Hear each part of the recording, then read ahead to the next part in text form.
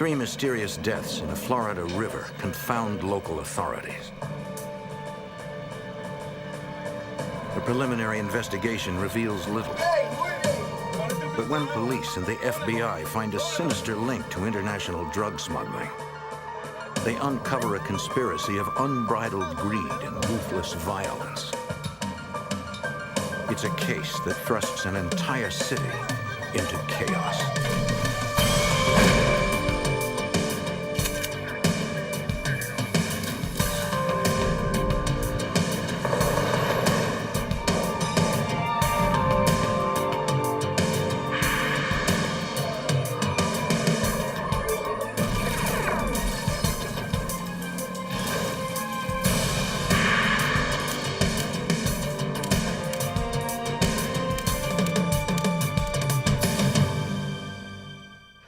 In the 1980s, thousands of violent criminals flooded into America from Cuba and Colombia.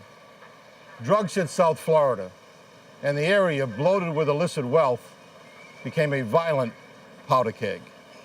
I'm Jim Kallstrom, former head of the FBI's New York office. In the bloody Miami drug wars, the winners got rich, the losers buried, and everyone was a target. Colombia, South America. Until the 1970s, life was simple but hard. Then, a failed economy gave way to a sharp rise in drug trafficking. The drug trade caused stiff competition that literally began to rip the country apart. Ruthless Colombian drug lords began consolidating their businesses into partnerships known as cartels. Death came to anyone who got in their way. As the cartel's influence grew, so did the American appetite for illicit drugs. And Miami became the prime point of entry for most of the cocaine smuggled into the country. And with it came bloodshed. Colombian assassins were sent to Miami to wipe out the local competition. The homicide rate grew to more than triple the national average for large cities. Miami was named the murder capital of the U.S.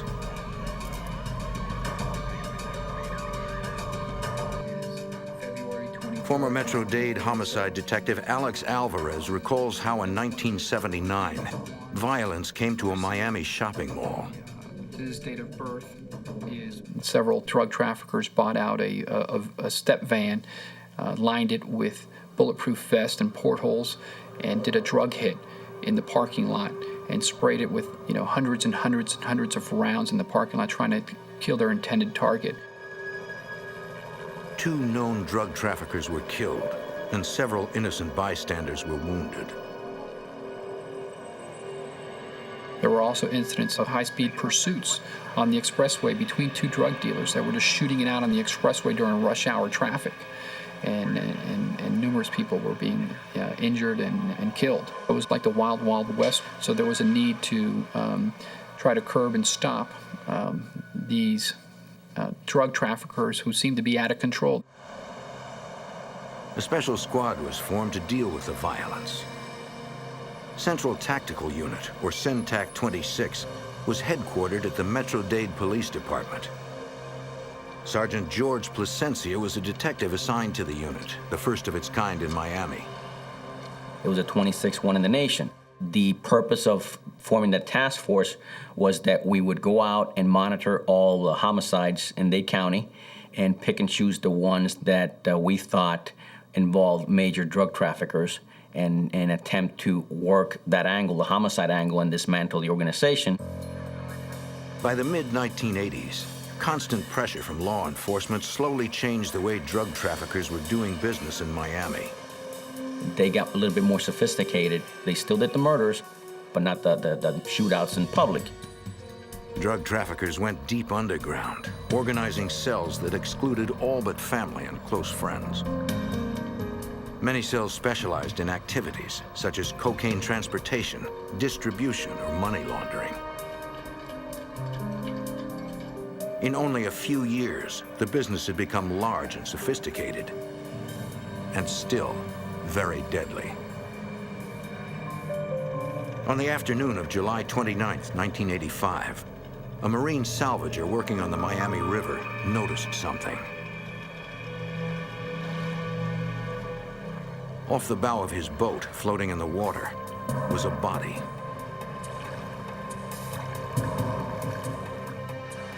By the time Metro-Dade County Police responded, dock workers had pulled 2 more bodies from the river. The coroner examined the deceased for any signs of trauma or gunshot wounds. He found none. It appeared that the 3 had drowned.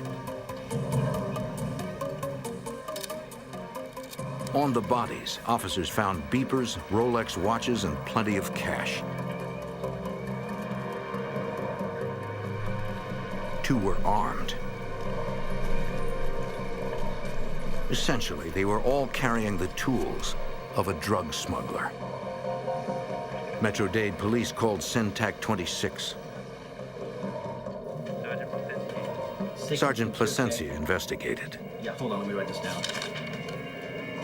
How many people you got over there? We started doing area cams to see if anybody had seen anything suspicious or had seen these individuals prior to them meeting their demise, and that proved to be, not so fruitful at all. Nobody had seen anything. The 3 victims were identified as local Cuban Americans. 2 had minor police records. The official cause of death was drowning, but there was no indication how they ended up in the water or why. Detective Alex Alvarez searched for a lead in the case. We began running records checks and contacting the Drug Enforcement Administration to see if these people were known drug traffickers. Agents at the DEA did not know the men, but they did have a source that could help. Right. What's the address? They had an informant, and that informant knew the son of one of the dead people that were fished out of the Miami rivers, and it was definitely drug-related. And he was going to put us into contact with the son. That afternoon, investigators paid a visit to the son. You know why we're here. He was willing to tell what he knew, hoping that the mystery of his father's death could be solved. Can you tell us what you know and how you found out about it? Well, I know it's a really big business. He brings in thousands. He told us that his father was one of the biggest drug smugglers in South Florida. He brought in thousands and thousands and thousands of pounds of cocaine. Well, I know last Saturday He said his father's crew used run-down, steel-hulled vessels to smuggle drugs into the country, since the old boats aroused less suspicion than big yachts. Went out and he hadn't called later on. He also detailed how the smugglers built false bulkheads into the boats, concealing hidden compartments filled with hundreds and sometimes thousands of pounds of cocaine. When Customs searched these boats, their only hope of finding drugs would be to use a welding torch. See, the smugglers are smart. They know that there's no way that Customs and the open ocean is going to put a torch to a boat, because if they're wrong, they'll sink the boat. Now safely past Customs, the smugglers would continue to move their enormous cargo up the Miami River. They would park at a marina and then let it sit there for 2 or 3 days to make sure there's no surveillance.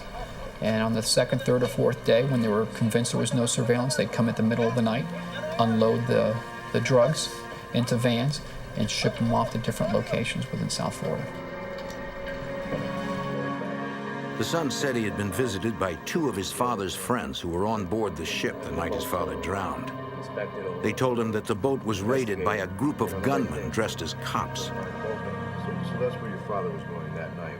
The raiders threw the 6-man crew overboard and then stole about 450 kilos of cocaine. Each kilo at that time was worth approximately $60,000.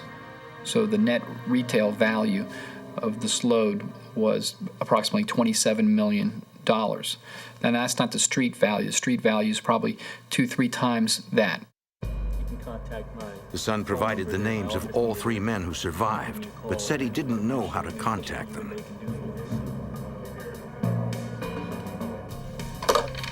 The Centac detectives needed to find out if there had been a legitimate raid at the marina. They contacted every law enforcement agency in South Florida that handled drug cases. None of them had any operations close to the boatyard where this incident happened.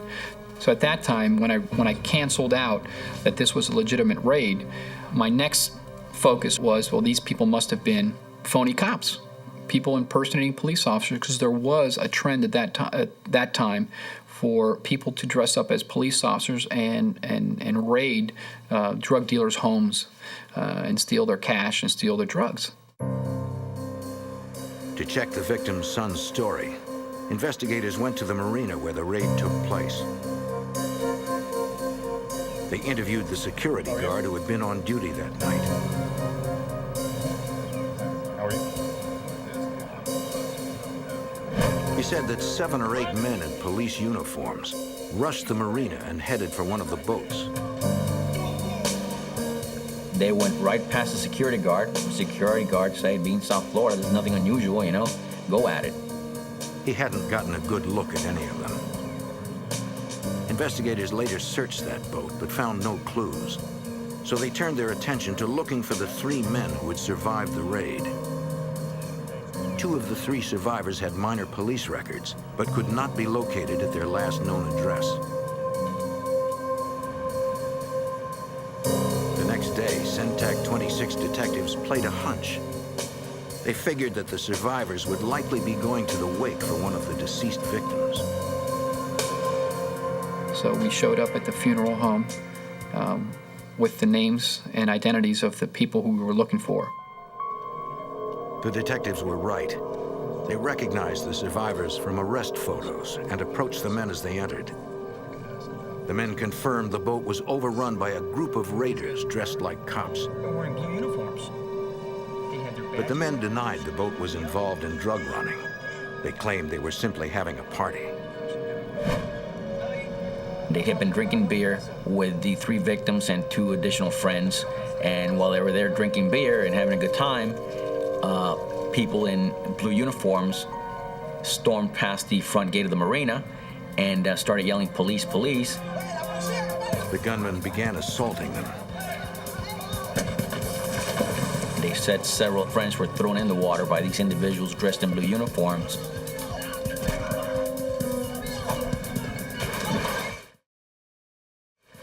Within minutes, all 6 men were overboard in the Miami River. But only 3 swam to safety. The investigation had now become a triple homicide.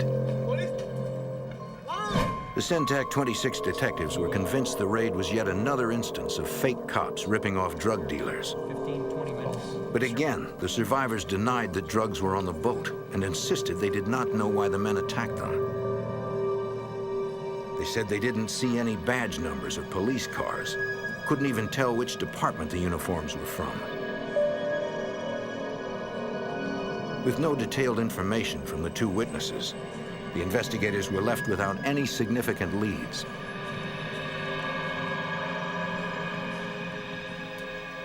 With the case stalled, the FBI offered their assistance. Special Agent Robert Martin. At about the same time that the homicide investigation began regarding the 3 bodies found in the Miami River, an FBI cooperating witness provided some information to us regarding a group of police officers who were involved in some rip-offs. And he identified who those guys were, at least several of them, knew who some of them were, had conversations with them. Detective Alvarez got an unexpected call from an agent in counterintelligence. He says he needs to meet with us, that he has motive and possible information about our case. He put 2 and 2 together, so maybe this is related to this information that I'm getting through my informant, Armando Un. Now we can narrow down. Armando Un, the FBI agent said, was a well-connected nightclub worker that knew about a group of crooked cops who were ripping off drug dealers along the Miami River.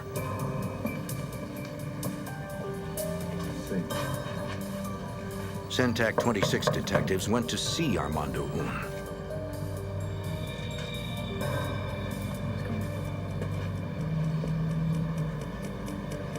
But he did not want to see them. The interview went nowhere. It would take the murder of a friend before Armando Un would talk. A motorist was driving through the Everglades. He spotted something that piqued his curiosity, a wooden box. He pulled over. To his horror, he found a body inside.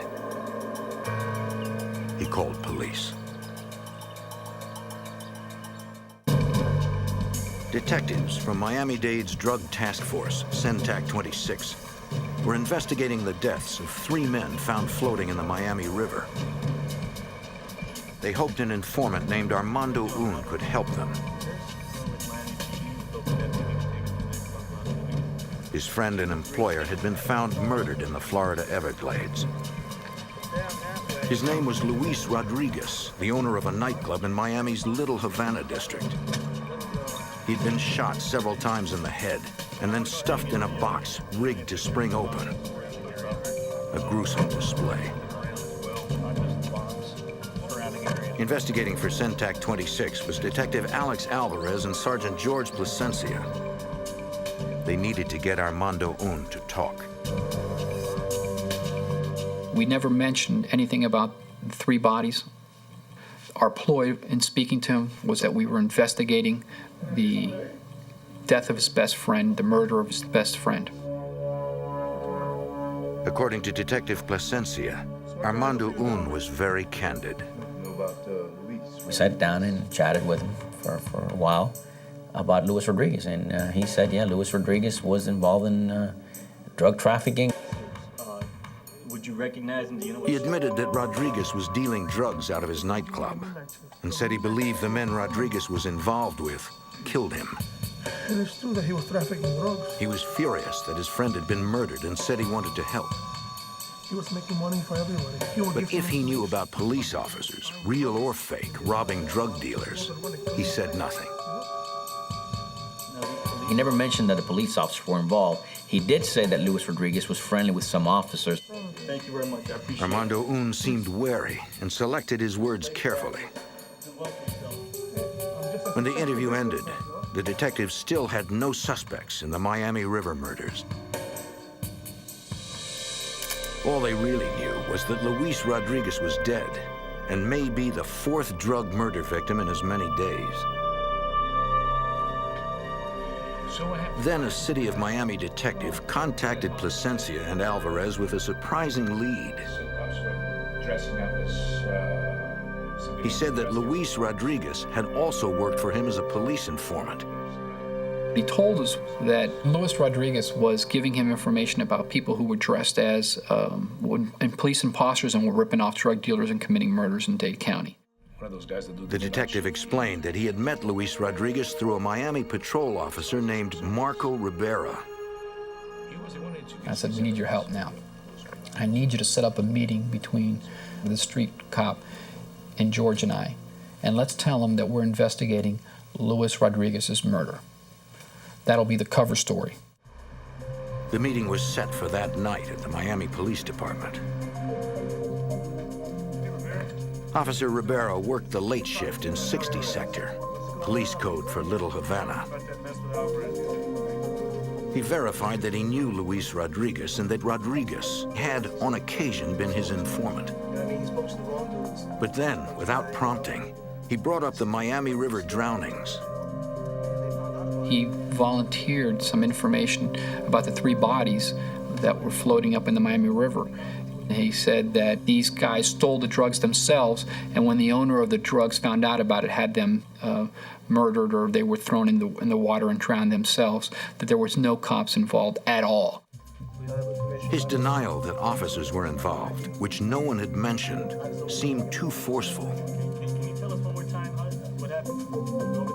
The Centac 26 detectives tested him. We asked this patrolman to repeat his story at the conclusion of our meeting, and we detected that the story didn't fit the first story that he had told us. There was something wrong there. Rivera claimed a street source told him about the raid, so the detectives asked to speak directly with the source. Yeah, I guess so. You know, just give me a call tomorrow. I'll try to contact him, and if I can't get in contact with him for any reason, I'll let you guys know. For the Centac investigators, the case had taken a dramatic turn. This officer, sworn to uphold the law, seemed to be hiding something. The following day, Officer Marco Rivera introduced the detectives to the source who allegedly had information about the Miami River murders. I don't know if I should even be talking to these guys. I don't even know, bro. Rivera claimed his source could verify that drug trafficking Colombians had carried out the raid, not Miami cops. Hey, listen on, man. Hey, listen, we understand that. But as the source spoke, he had a hard time remembering details of his story.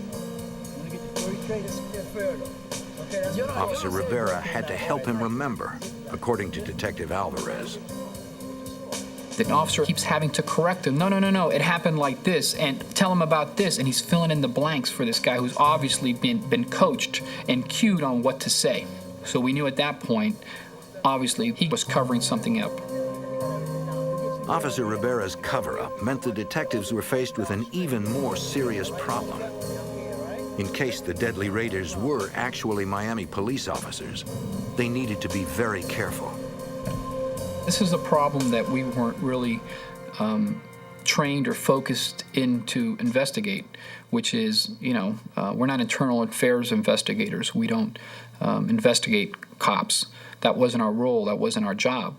But we were charged with the responsibilities of investigating these murders, and if these murders were committed by cops, they were fair play. We realized that if we were going to start to investigate cops, we'd have to do things very differently. The Centac 26 detectives had to cover themselves.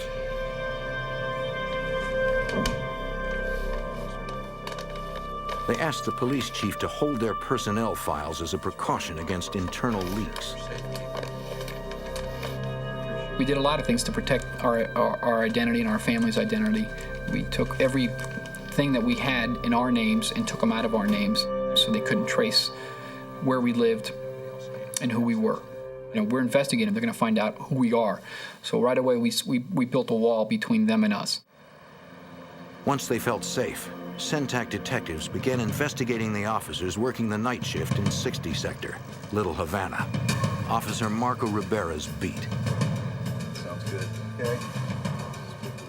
With the chief's permission, Miami PD's Internal Affairs gave Centac 26 the personnel records for the officers in question. Well, the City of Miami Internal Affairs Unit was very concerned. They were very cooperative. The names that we provided to them, they started looking into and giving us the backgrounds that they had on these individuals. The investigators focused on a close-knit group of 8 officers, all relatively recent hires who joined the force at a time when Miami was in crisis. In the spring of 1980, Cuban President Fidel Castro had announced he would allow thousands of political refugees to seek asylum in foreign countries.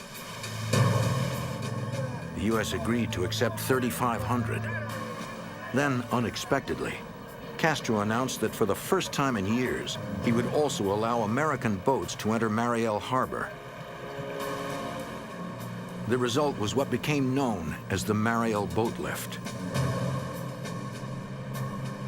More than 120,000 Cuban refugees flooded into South Florida, which overwhelmed Miami's ability to handle them. Most were hard-working immigrants looking for a chance at the American dream. Most, but not all. 10% of them was estimated were criminals that were dumped out of the prison system of Fidel Castro. So there was a spike in the crime wave in Miami-Dade County. To stem the rising crime rate, the city had to hire over 400 new cadets in 3 years. Instead of hiring the best candidate, they hired anybody who was just marginally acceptable. They just couldn't find enough quality candidates, and they went for quantity as opposed to quality. Syntac 26 began surveillance, watching as the officers in question hung out together after hours, enjoying lifestyles far beyond the means of honest police officers. Marco Rivera was the suspected ringleader.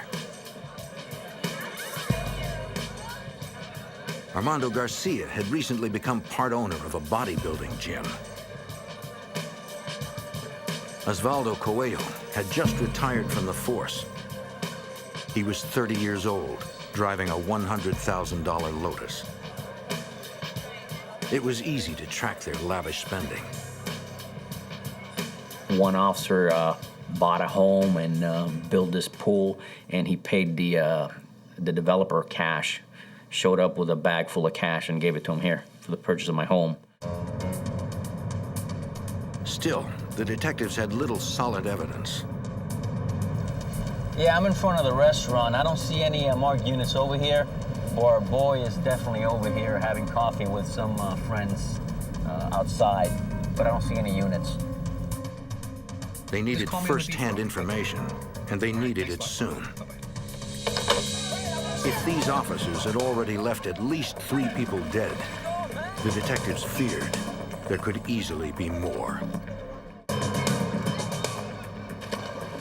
4 people had been murdered in Miami over a $27 million drug deal, gone bad. With so much money involved, the dividing line between the criminals and the cops blurred. The FBI offered their assistance to local law enforcement. Special Agent Robert Martin. We began an investigation which became a joint investigation into whether there was some police corruption in the city of Miami. Drug Task Force detectives with Syntac 26 had narrowed their investigation to a suspected group of corrupt Miami police officers. But the detectives needed inside information if they had any chance of cracking the case.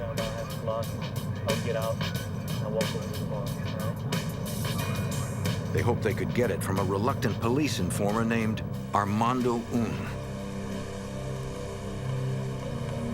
They had already interviewed Un about the murder of his friend and partner, nightclub owner Luis Rodriguez.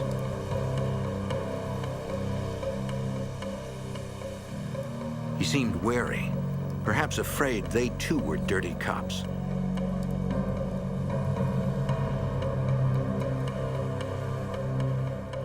Hey, Armando, I want you to look at these photographs, see if you recognize anyone. Detective George Plasencia tried to win his trust by showing photos of their surveillance of the suspect officers. And he started looking through the photos, and he just paused. He dropped the photographs and shook her hand, and he says, "You guys are doing a good job. Let's sit down and talk." But unfortunately, these things go wrong sometimes. Un came down to Syntac 26, where he told Detective Alex Alvarez he figured he had nothing to lose. He was scared. He thought, well, if I stick it out with the crooked cops, they were the ones that probably killed my partner. And he said, well, if they killed him, the next person to go is me. In a marathon debriefing, he explained the origins of the rogue officers and their criminal enterprise. He said his friend and employer, nightclub owner Luis Rodriguez, had grown tired of the officers coming into his bar and shaking down his patrons for small amounts of drugs. He wanted to make sure that his customers weren't bothered. So he first started paying the cops off not to come. And you can maybe get a couple of gram arrests. Soon he devised another plan that could make everyone some money. You know, sometimes these things happen. It's just the nature of the business. According to Un, Luis Rodriguez said to the officers, hey, you know what? Instead of arresting these people that are coming over here with petty drugs, why don't I set up deals, you know, maybe multi-kilo deals, more drugs involved, and when these people come over, I'll give you a description of their car, where they're coming from. You can stop them, steal their cocaine, bring it to me, I'll sell it, I'll give you a share. The officers agreed.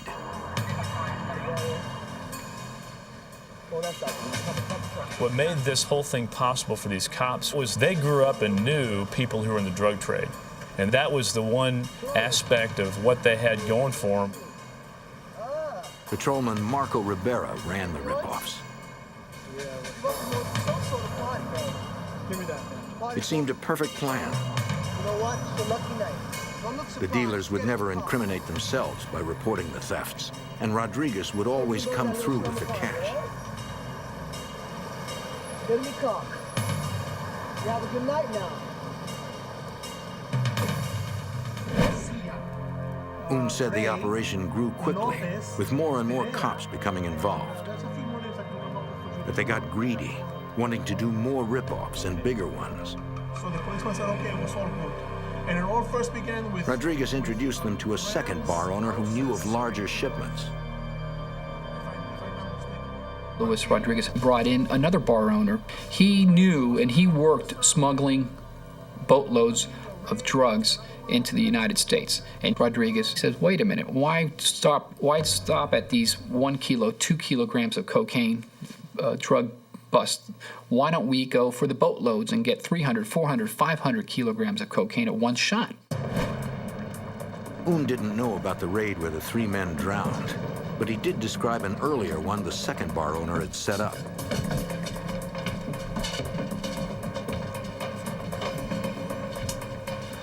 A group of Miami officers had slipped aboard a boat at another marina, thinking the crew had left for the night. Clear.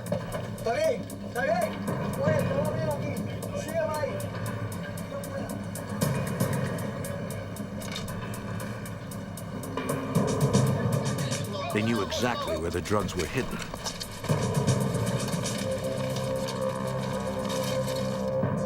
But during the unloading, they noticed the air conditioning was on.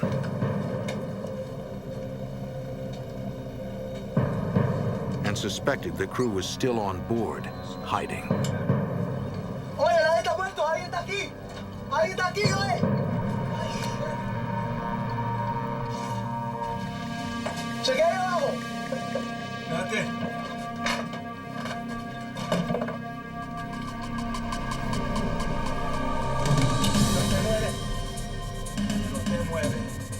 The crewmen surrendered.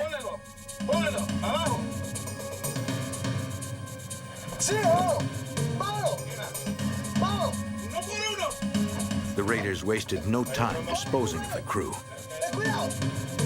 as they had in the other raid.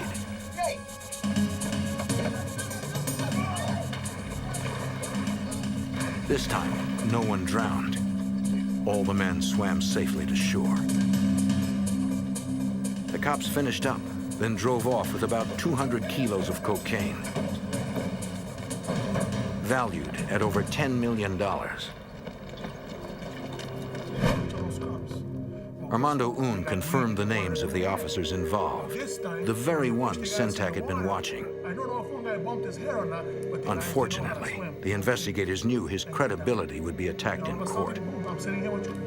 Jury's not going to believe Armando Un, a self-proclaimed admitted drug trafficker, over, half a dozen or a dozen respected police officers. They're just not going to believe it. So we need more evidence. What they needed was a confession on tape from the very cops they were investigating. They brought in the local bar owner from the drug raids and explained the evidence they had implicating him in the ripoffs. He reluctantly agreed to wear a wire and to meet with Officer Marco Rivera. But he said Rivera had been avoiding him for weeks, no doubt because of the Sentak 26 investigation. They would have to trick him into the meeting. Investigators hoped the results would be worth the risk. Detectives set up in a building across from a bar in the area Rivera patrolled and sent the informant inside. When surveillance units confirmed Rivera was nearby, detectives called 911 and reported a bar fight. Officers down to 34th and 8th. Officer Rivera drove up just as they planned.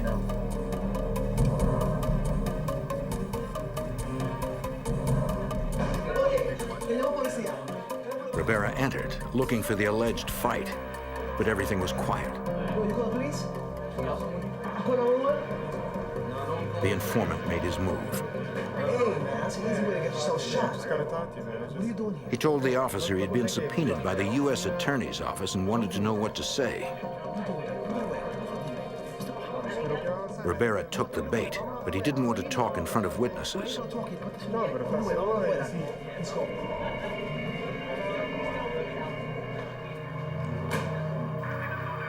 The corrupt cop spoke freely about his involvement in the drug operation. So what's the real deal? Why are you worried? So I can't Joey está muerto ya. He's dead. He ain't gonna talk. Unless they go in that courtroom with a Ouija board and no one say nothing, okay? Rivera had no idea everything he said was being recorded.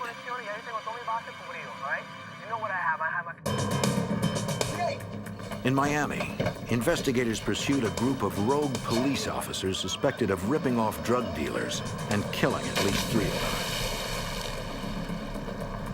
The detectives of CENTAC 26 finally managed to tape an incriminating conversation with the group's leader, Officer Rivera, as he talked about the raids, the drugs, the dirty cops. Detective Alex Alvarez.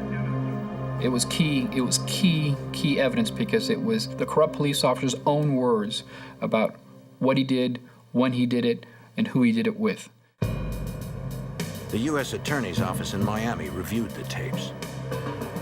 Assistant U.S. Attorney Russell Killinger knew they would need as much evidence as possible to convince a jury that several Miami law enforcement officers were behind the murders and thefts. The tapes provided a good start, but Killinger needed more evidence to implicate the other officers. Perhaps Armando Un could get it. We wanted to get Un wearing a wire and talking to the other cops so that we get those other cops to confirm their own participation out of their own mouths. Wearing a wire, Un met with Miami officers Marco Ribera and Armando Garcia. He told them that investigators were asking him questions about the boat raids. They warned him not to cooperate. He assured him CENTAC had nothing on any of them. Listen, they all over me. They all over me. They all over everybody. It doesn't matter. They ain't got nothing. They don't have a damn thing. I don't want you guys to receive. But then they became suspicious, asking him if he was wired. Don't worry about it. Don't worry about it. That effectively halted all plans to record any more of the officers. But investigators were undaunted. We decided to take more of an overt approach in the investigation and go to the next level, which was basically subpoenaing witnesses to the grand juries, issuing bank subpoenas for bank records and financial records. Investigators began cataloging the assets of the suspects, including Marco Ribera's safety deposit box at a Miami bank. The box contained over $260,000 in cash, nearly 10 times his annual salary. Like Ribera, the other suspect officers left incriminating money trails. The money was burning holes in their pockets, and they were going out and spending money left and right. They buy $20, $30, $40, $50,000 cars, cash. They bought homes valued in excess of $200,000, cash. They bought expensive furniture. They put down cash. Now, this is an officer who's making $30,000. We had an enormous amount of evidence. The financial records, together with the taped conversations, were enough evidence for arrest warrants to be issued. Respecting you guys. 2 days after Christmas 1985, CENTAC 26, Miami PD, and the FBI began the arrests, taking down 6 Miami cops, including the ringleader, Officer Marco Ribera. Officer Armando Garcia was also arrested without incident. Osvaldo Coelho and Emilio Rey surrendered in the following days. The trial began on September 29, 1986. Federal prosecutors thought they had a strong case. We felt pretty good about the case. We'd gotten pretty much all the evidence in that we had hoped to get in. Then, on January 21st, 1987, the jury came back with their verdicts. I remember the judge just kept looking at the verdict forms, and he would look at one and put it down, and look at another and put it down, then pick up the other one and look at it again, and this went on for, it seemed like an eternity. And then he started shaking his head. The jury was deadlocked, causing the judge to declare a mistrial. One juror had refused to deliberate. Investigators were stunned as all suspects were released. That was really a low point in the investigation. We found out later, because the 11 jurors that voted for conviction were so convinced that these officers, because of all the evidence, were guilty, they started coming forward and saying, you know, we started getting contacted by friends and family members of these cops offering us jobs and offering us money, and we knew that that was an attempt to try to get us to sway our votes. The mistrial was an enormous setback. Detectives knew if they could not put these corrupt cops away, the people of Miami may never trust law enforcement again.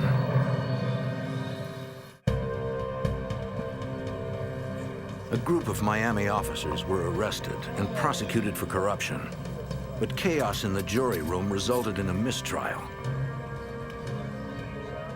All suspects were released. They were thrilled that they weren't convicted. What they didn't realize, that it was probably a blessing in disguise for us, because all that did is give us more time, and we were more determined to find out more evidence against them, and that's exactly what happened. The prosecutor and detectives were unwilling to give up. With so much at stake, investigators needed a break. They finally got one. We found out that these officers had hired a hitman to kill Armando Un.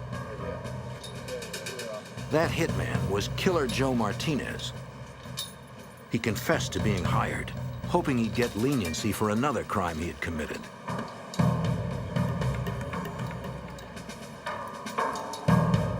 We brought him in. He testified against the river cops. We were able to add more charges against them. And by that time, you know, the case was just becoming stronger and stronger and stronger and stronger, and they had nowhere to go, and then they started to fold and they started to cooperate. The case finally broke wide open when one of the defendants, Patrolman Emilio Rey, decided to confess. Through his lawyer, he had learned of the additional evidence against him. He hoped for sentencing leniency in exchange for his testimony. He described to us some fairly bone-chilling conspiracies that had gone on and that were going on in an effort to try to kill the government witnesses. All of the government's witnesses, especially Armando Un, were in danger. Investigators knew they had to use Patrolman Rey's confession to put more pressure on the other river cops.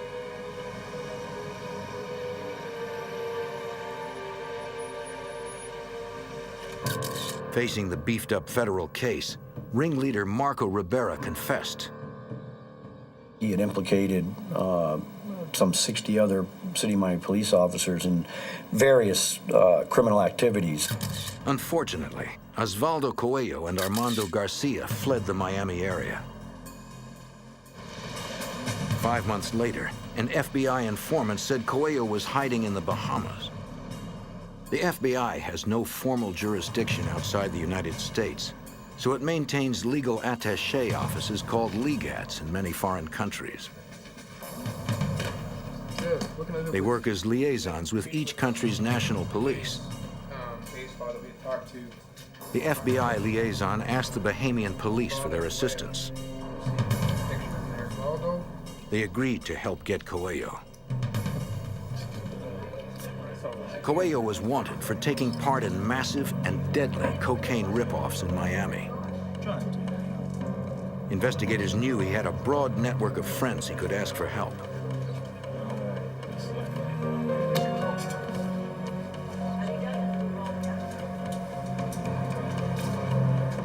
Coelho called one of them several times to arrange for assistance.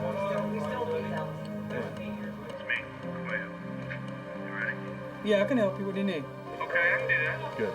See you then. What Coelho didn't know was that the FBI had already approached the friend, and he was working as an informant.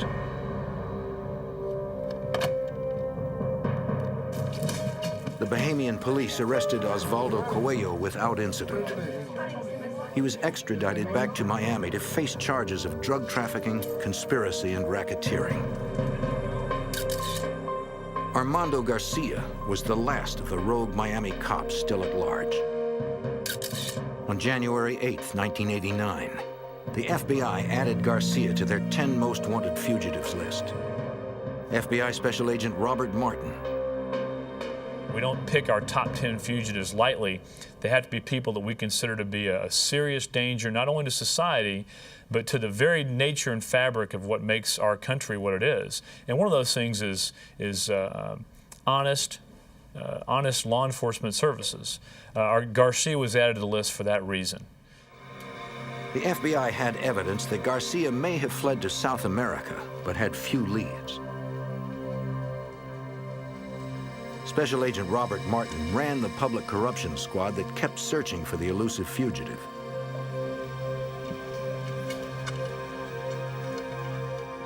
Armando Garcia was uniquely qualified to understand what it was going to take to survive out of the country.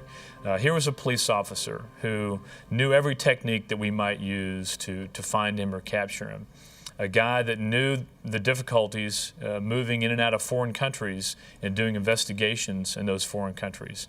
On top of that, you had a guy that had a lot of money. Yeah, I was just looking at these passports. Garcia could be anywhere.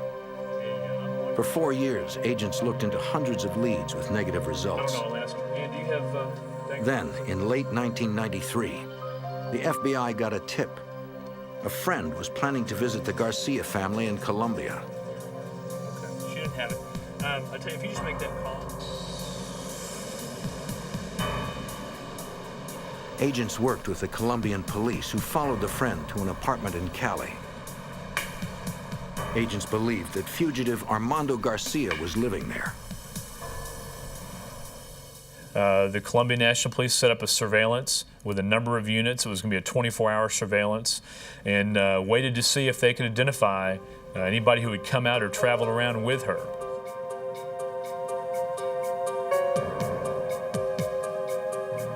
Three days later, they spotted Armando Garcia.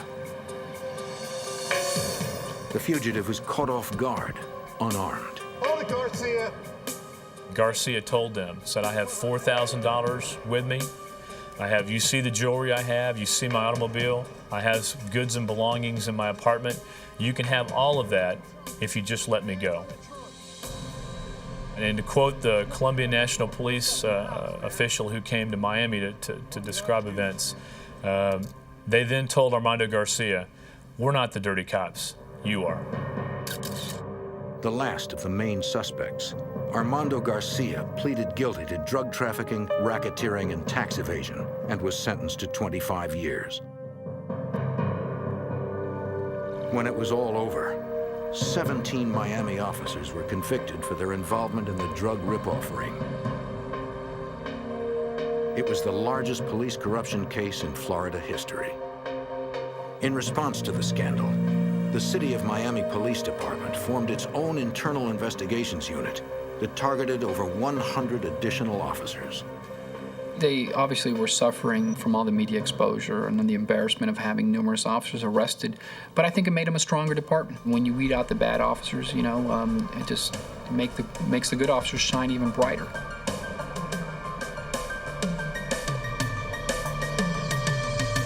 Blazing fires, raging adrenaline, and total anarchy, all within the walls of a federal prison. FBI tactical teams and negotiators work around the clock trying to avoid a small-scale war and keep nearly 100 hostages alive.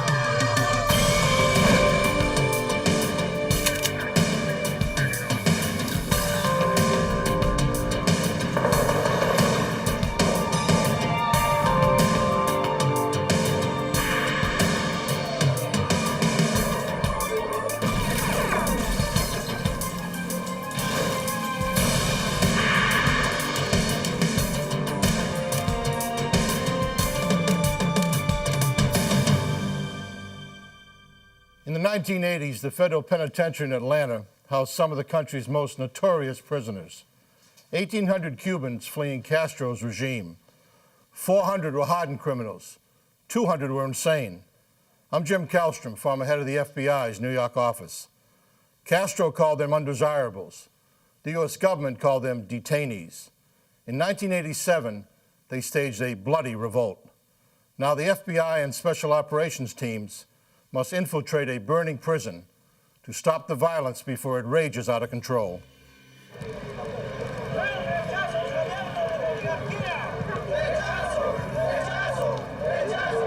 Cuba, 1980. A plummeting economy and political unrest prompt Fidel Castro to allow Cuban citizens to leave the country. For the first time in history, the notorious dictator permits American boats to enter Cuba's Mariel Harbor.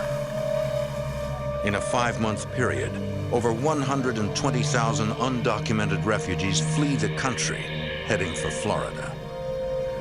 2,700 are considered criminals or mentally ill under U.S. law. The Attorney General instructs the Bureau of Prisons to find space for them in America's already overcrowded prison system. 1,000 Cuban refugees are sent to the Federal Detention Center in Oakdale, Louisiana. Nearly 1,400 are transported to the Atlanta Federal Penitentiary. For 7 years, the U.S. and Cuban governments negotiate to send the criminals and mentally ill refugees back to Cuba. On November 20th, 1987, the State Department strikes a treaty with Cuba. Over 2,700 Cuban detainees will be sent back. Within 24 hours, Cuban detainees in both prisons get news of the decision. In Oakdale, Louisiana, 1,000 of them riot, taking 28 prison guards hostage. But at the Atlanta Penitentiary, all is quiet. Warden Joe Petrovsky. But there was a trust between the detainees and the correctional officers, and that trust was basically the treatment that the detainees got from the correctional officers. Early Monday morning, 3 days after the treaty is signed, prison employee Ted Manier arrives at work. He notices an eerie silence. There were hardly any inmates in the breakfast area. And normally it would be full of inmates were making a lot of noise and talking, and there was hardly anybody in there, so it was really quiet, unusually quiet. On the first floor of the Prison Industries building, detainees make mattresses. On the surface, it looks like business as usual.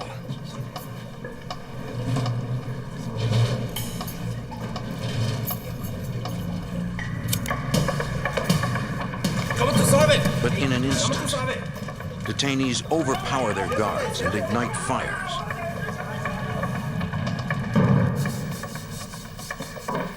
On the third floor of the Industries building, Manier and his supervisor oversee a furniture-making shop.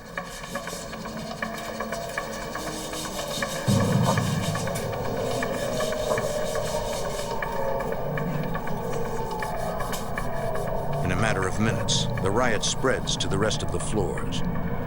It sounded like a roar, and it was coming up the stairwell.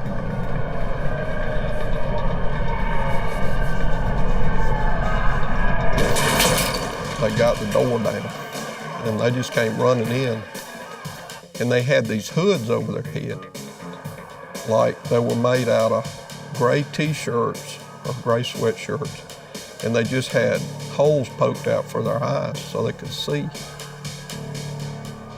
Manier tries to report the emergency, but he is attacked by one of the rioters.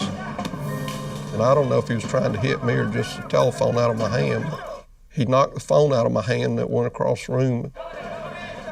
Prison employees are facing their worst nightmare. Although they are well aware of the risks, they never thought it would happen to them. But we did realize there was a threat, but I guess you think you can control it. When you work with inmates, you get used to them, and sometimes you forget who they really are. The guards and factory workers are helpless. Unarmed and outnumbered, they face rioters carrying homemade weapons. The staff member notifies Warden Petrovsky of the crisis. Inside the wall, nobody carried weapons. The inmates always vastly outnumbered the staff. So if we had weapons in there, we could lose those weapons. The only weapons that we had was weapons in the tower. Petrovsky alerts the FBI and the prison's regional director. I try to give him an assessment of exactly what transpired and brought him up to date. As fire spreads throughout the Industries building, the detainees force the guards and employees into a tool cage and lock the door. We kind of thought that unless there was some miracle, that we would probably just burn up because there's no way to get out of one of the cages. The riot spreads throughout the entire penitentiary complex. Enraged detainees capture guards, taking keys as they take hostages.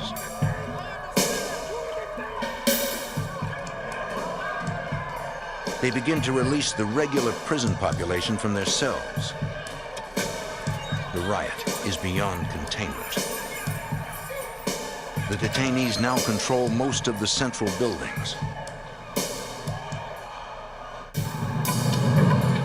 Rioters attempt to gain access to the main cell block, but guards lock down the sally port just in time.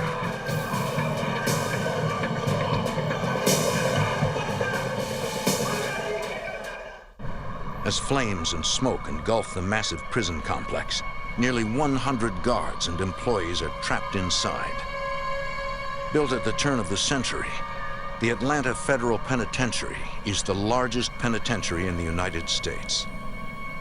It was a fortress inside that was surrounded by a wall. It raised from the ground approximately 40 feet, and the width on the top of the wall was approximately 3 yards wide. So it was a massive, massive wall. Show me what you got. The penitentiary is built on 300 acres of land, with 28 acres of property inside the walls. Okay, well, we've got guards. Warden Petrovsky needs to figure out exactly where his people are located inside the complex. We had staff members in 11 towers that had very good observation over the entire outside compound, who logged those employees that they recognized in those areas. We started a list of the officers that we thought were hostages.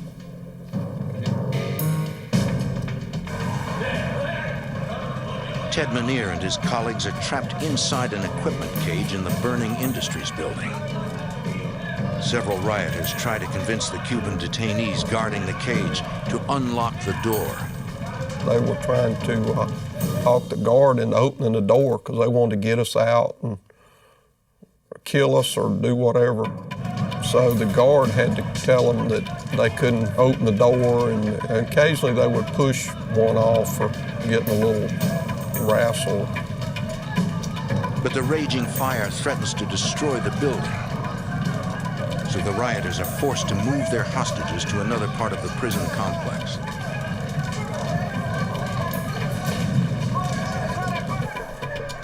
The only route takes them across the yard in clear view of the towers.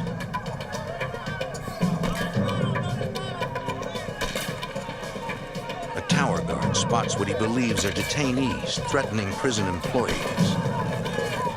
There was a guy that was up ahead of me, and he got hit. I remember seeing him. He was a Cuban. He got hit right behind the ear. One of the hostage takers is killed, and 5 others are wounded. I was getting worried because the bullets were going pretty close around where we were. Chaos reigns as guards and detainees run for cover. They ran us across to the corner of the building where they couldn't shoot at us. And that time they took us in the chapel.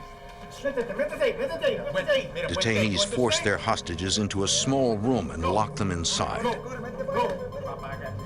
Go. Say something. Less than an hour after the riots begin, FBI agents from the Atlanta field office arrive at the penitentiary. The FBI has jurisdiction over criminal matters in all federal prisons. Warden Petrovsky briefs Weldon Kennedy, the special agent in charge.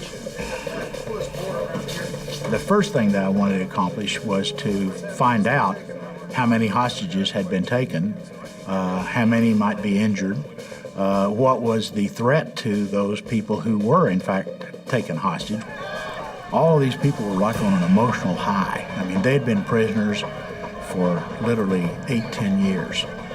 Some of them serving life sentences, and now they're free to roam around the prison. It was like a holiday. This is the area where they... Agent Leon Blakeney heads the Atlanta FBI SWAT team. Agent Blakeney appears in silhouette to protect his identity. Nobody really knew what area that the inmates controlled, and they really didn't know how many hostages were taken. You had 2,500 people housed in that institution. Here's the administration. There were people running around all over the place, and quite frankly, it was chaos. Chaos that had already turned deadly. As agents Kennedy and Blakeney developed their plan to retake the prison, they received critical intelligence from 2 sources. From FBI agents posted outside the walls of the prison complex, and from prisoners inside the walls who don't want any part of the riot. We began to learn who the hostages might be, where the detainees were holding up, how many were there, what kind of weapons they might have.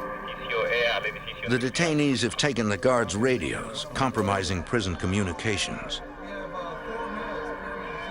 Agents and guards switch to a secure frequency. 2 white males and 2 black males. The situation is grim. Negotiations will be critical to resolving the standoff. Special Agent D. Rosario, an FBI negotiator, opens up a dialogue with the rioters. Unreasonable demands are being made. The hostage takers want things done now. And that's why it is so important to try to bring them down to a level where they can be reasonable. Can you negotiate with people at that very high emotional level? Generally speaking, no. So we had to give it time. The rioters are emotionally charged, angry over the shooting death of a detainee. This theme came up time and again. You killed one of ours. You had no reason to, and you killed him. And they wanted me to see the bodies, so I had the body brought out to where we were. I looked at the body. They wanted me to get emotionally involved with them. And these 4 that originally came out to talk to me really were only speaking for themselves. They were not speaking on behalf of the 1,400 that were in there. In the command post, Warden Petrovsky receives a frantic call from 16 employees who have barricaded themselves in cell block E. E block is home to the Atlanta Federal Penitentiary's most dangerous criminals. These particular group of inmates were locked away in E to keep them from harming someone. If the detainees get into cell block E and free the inmates, the lives of all 16 employees will be in danger. The E cell block is also home to the prison system's most notorious inmate, Thomas Silverstein. A number of people in the Bureau of Prisons told me that he singularly was the toughest prisoner they believed that the Bureau of Prisons had ever housed or had in their custody. He was just an absolute animal, and he hated everything to do with the Bureau of Prisons or any of their staff. Silverstein was incarcerated in 1975 for a bank robbery. Years later, he was sentenced to multiple life terms for fatally stabbing an inmate and a prison guard. Thomas Silverstein was cold and he was a killer. He had two things on his mind: to escape from jail because his crimes were such where he was going to die in jail. And the other objective was to kill people. It was as simple as that. The guards in cell block E are in grave danger. Special Agent Kennedy works with the FBI SWAT team to come up with a plan to rescue them. The SWAT analysis was that they believed that they could go over the wall out of view of the rioting detainees and retrieve those people out of that building successfully. The SWAT team will need ladders to get over the 40-foot-high wall. Special Agent Blakeney calls on the Atlanta Fire Department and a National Guard helicopter crew to help carry out the plan.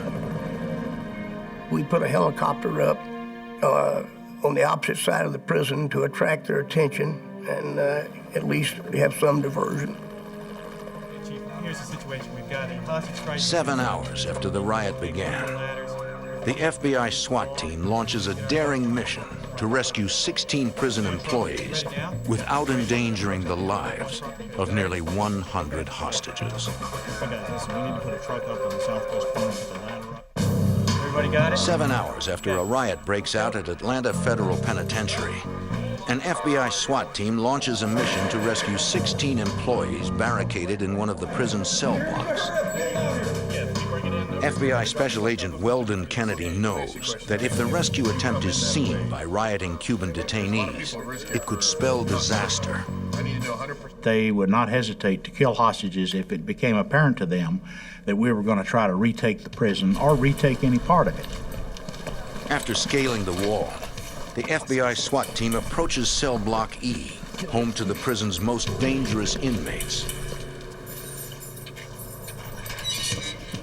Guard, come out, guard! Guard, now! SWAT rushes the prison employees out of the building. Keep your head down. Identify yourself when you get down there. Across the prison yard, 27 employees, afraid for their safety, have barricaded themselves inside the prison hospital. Frustrated, they watch as their colleagues are escorted to safety. FBI SWAT team leader Leon Blakeney. You know, they're screaming, frantic, you know, come and get us, come and get us. The director of the Bureau of Prisons urges the FBI SWAT team to go back for the hospital employees. The SWAT personnel informed me that there was a 100% probability that they would be detected going over the wall to try to effect a rescue of the hospital people. We can't protect the other hostages that are being held in other parts of the prison.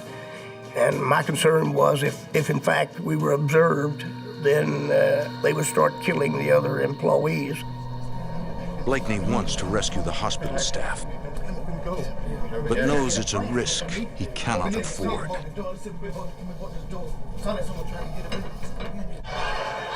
The detainees break into cell block E and release the inmates.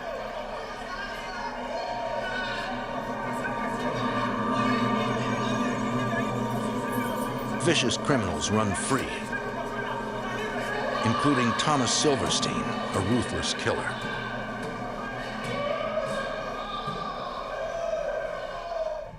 As darkness falls, 3 buildings have been consumed by fire. Nearly 100 guards and employees have been taken hostage. or have barricaded themselves inside the prison. Prison employee Ted Manier is being held inside a room in the prison's chapel. So a man came up to the window, and he wasn't a Cuban. And the guy beside me said, "That's Silverstein." And he came inside, and he had a flashlight, and he started shining his flashlight. He shined the light on me. He said, "Don't I know you?" And I told him, "No."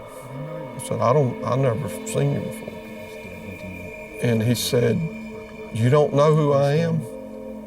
He looked worse than anything I've ever seen in any type of movie or anything.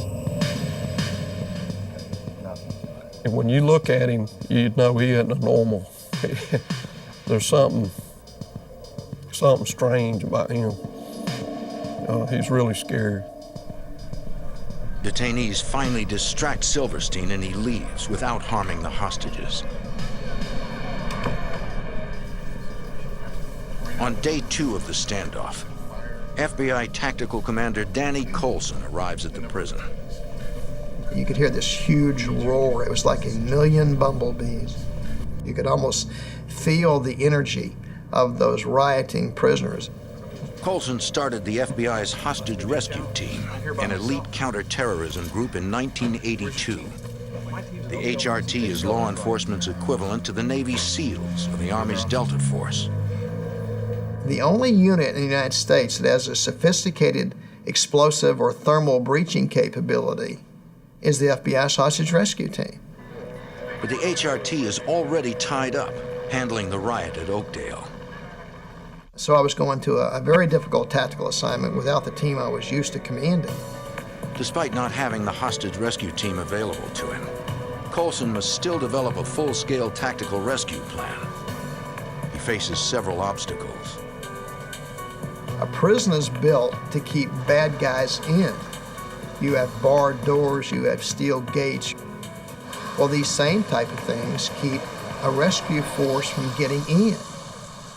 I needed help from the military, primarily from the Delta Force. Delta Force is the Army's Special Operations Unit, but using them at the prison would be illegal. A posse comitatus law was passed right after the Civil War, and that law prevents the military from being involved actively with their personnel in civil law enforcement. Barring approval from the White House, the FBI must rely solely on civilian law enforcement. Weldon Kennedy assembles over 400 SWAT members at the prison.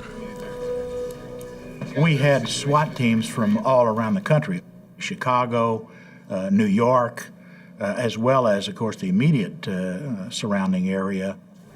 We figured that based on the capability we had, we were probably maybe an hour away from getting in to rescue the hostages. We were all concerned that they started killing hostages. We were helpless to get in there.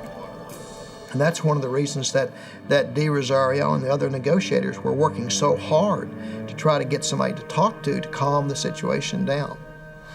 But the negotiations are not going well. None of the rioters De Rosario has spoken with has enough power to influence the detainees. The negotiators need a different approach. We could be here for a very long time unless we come up with a group of people in there among the detainees that can speak basically for, if not all of them, for the majority. Rosario asks prison employees which detainees command the most respect. Files of these people were opened to us, and we looked at several of them, and we decided on 5 or 6 men.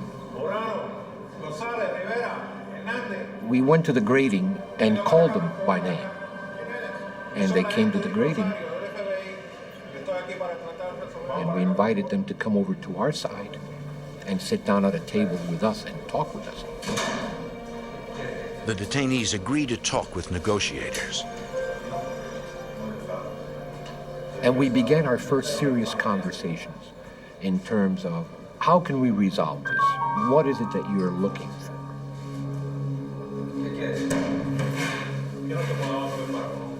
The number one demand that they had was that ultimately the Immigration and Naturalization Service conduct individual hearings for each and every one of them to remain in the United States. It's a straightforward request. Rosario agrees to pass it on to the Department of Justice. As the meeting ends, the negotiator uses a bit of psychology to help solidify the group's standing as leaders within the prison. We decided to give these men the mail that had accumulated since before the riot began. In the penitentiary, daily mail is an important link to the outside world. They went back in there, and we could literally hear the shouting of glee when these guys showed up with 2 bags full of mail.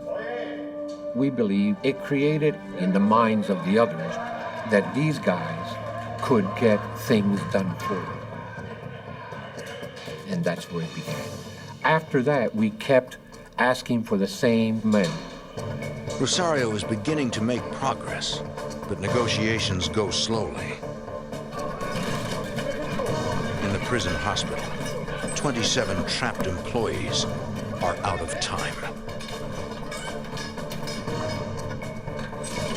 Detainees are trying to break down the door of the hospital with a battering ram.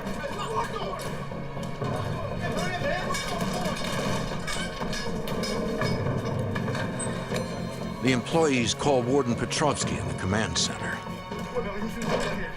Warden Petrovsky relays the information to Weldon Kennedy.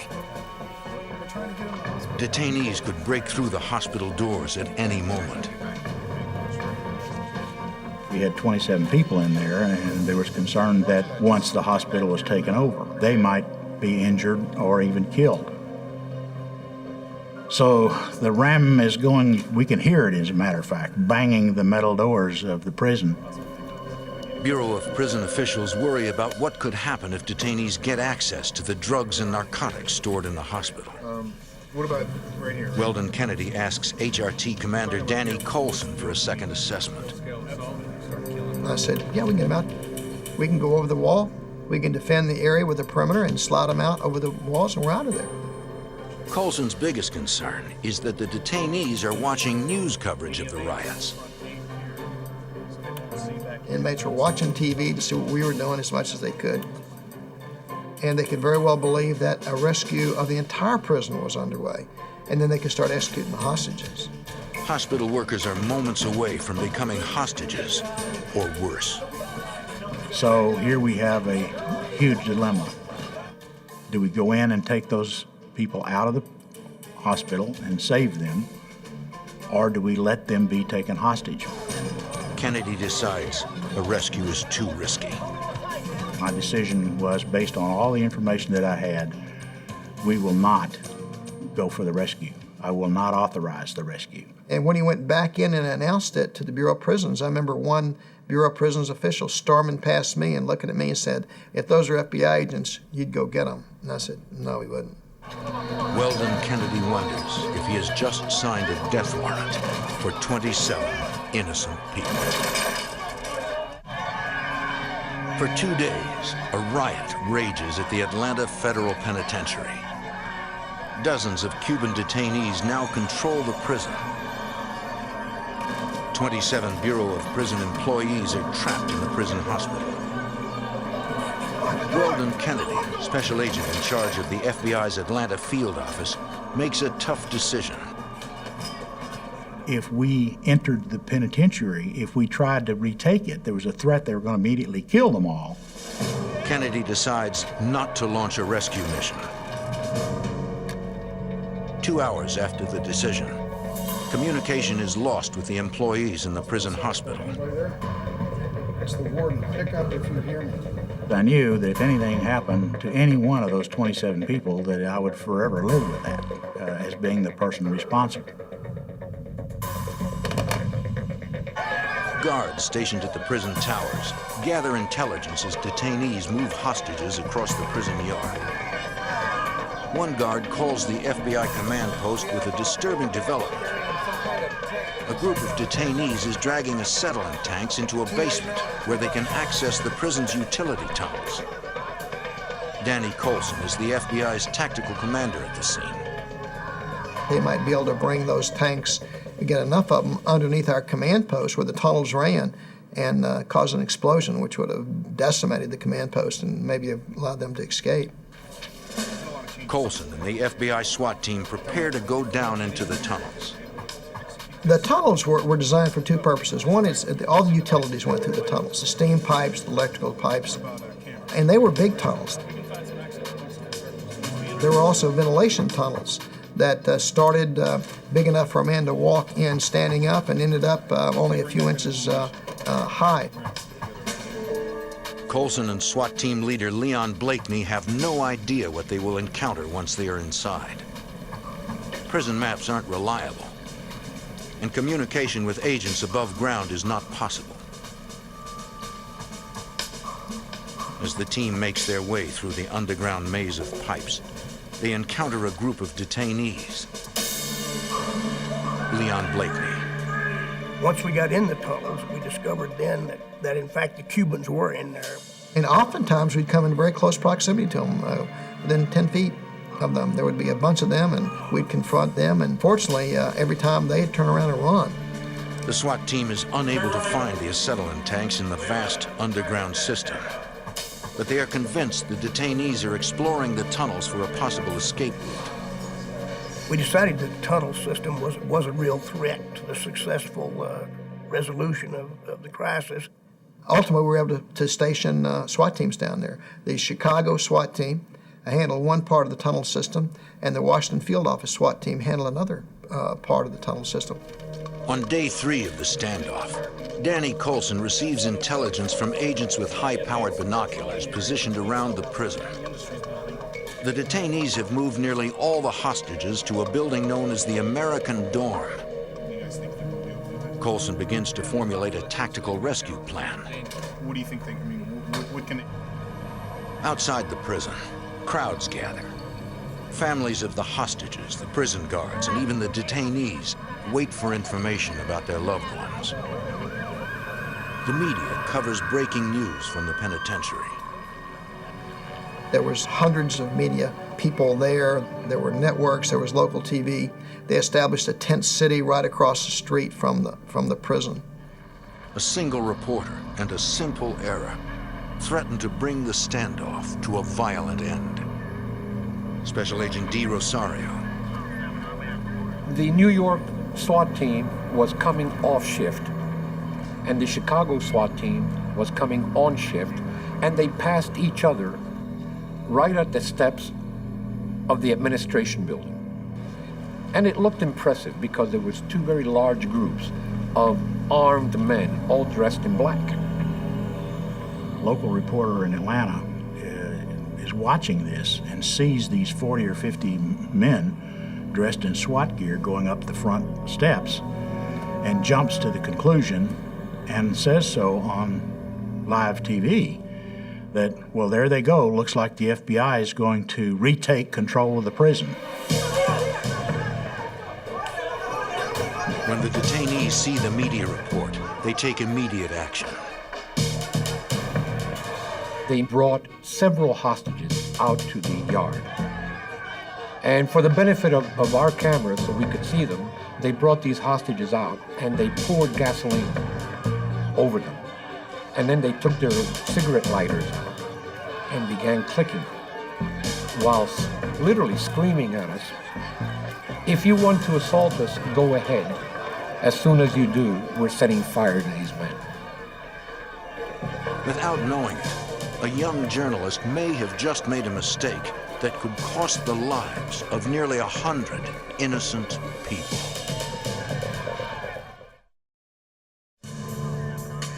At the Atlanta Federal Penitentiary, FBI agents negotiate with Cuban detainees who have taken over the prison.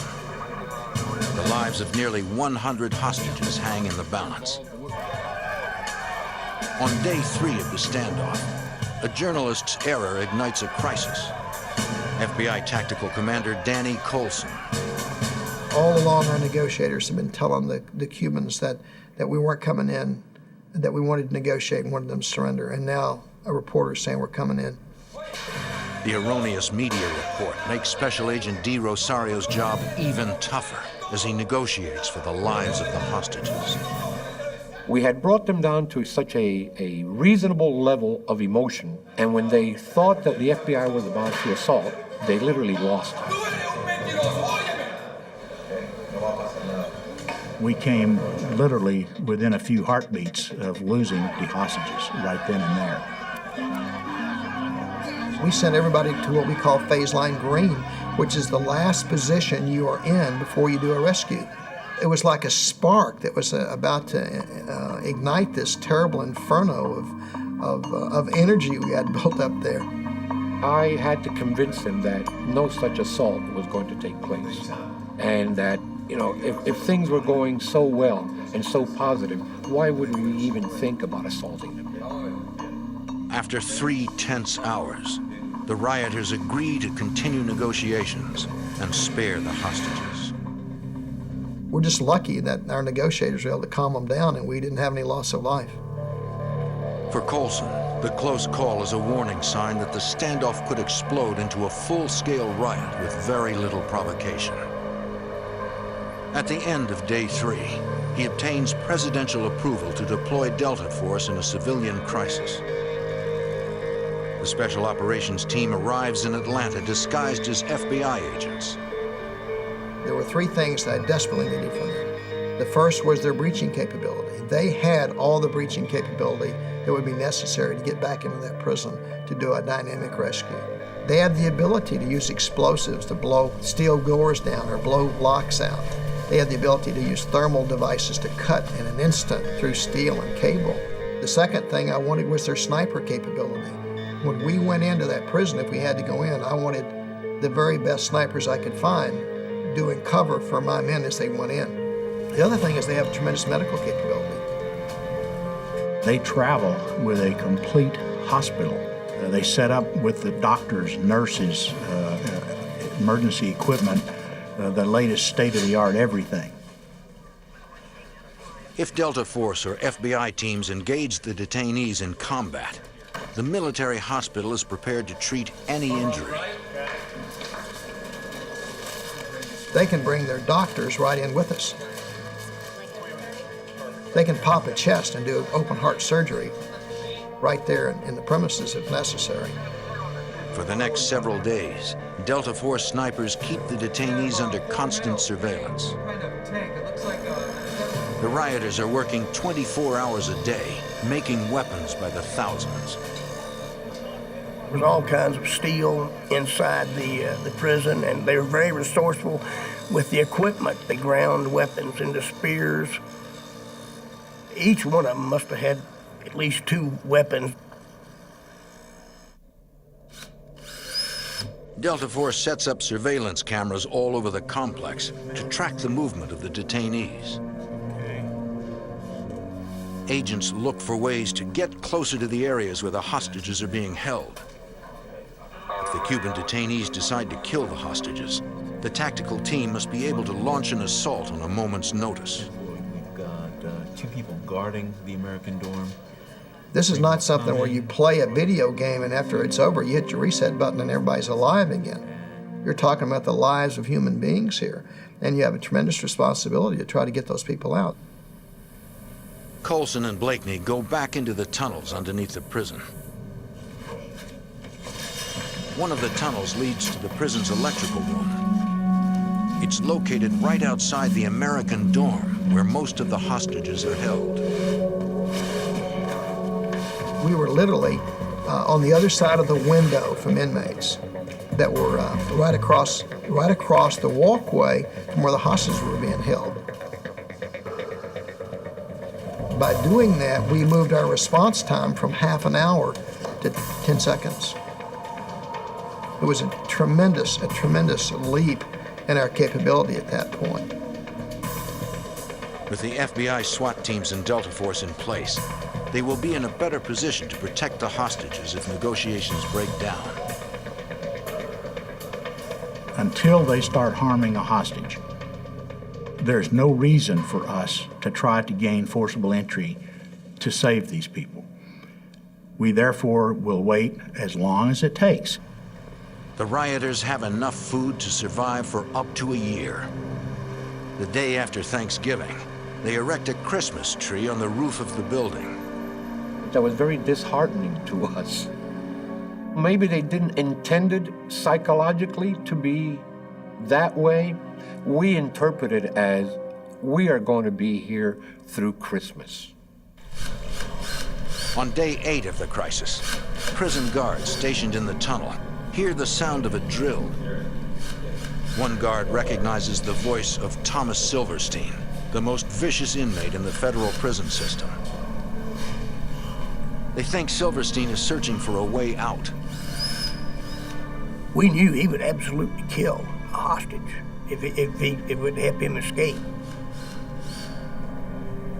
Weldon Kennedy asks Danny Colson to go back into the tunnels to apprehend Silverstein. So we walked down the tunnel and we did a tactical formation going down the tunnel. We had lights on our weapons. Suddenly we noticed there was water on the floor, and then the water started getting deeper, and it was over the tops of our shoes and then over our ankles and up to our knees. And what we finally realized is that that tunnel was actually flooded. The water flooding the tunnels had been dumped by National Guard helicopters to fight the fires. Looking further into the tunnel, he can see water fills it to the ceiling. He knows there is no way Thomas Silverstein can be in there.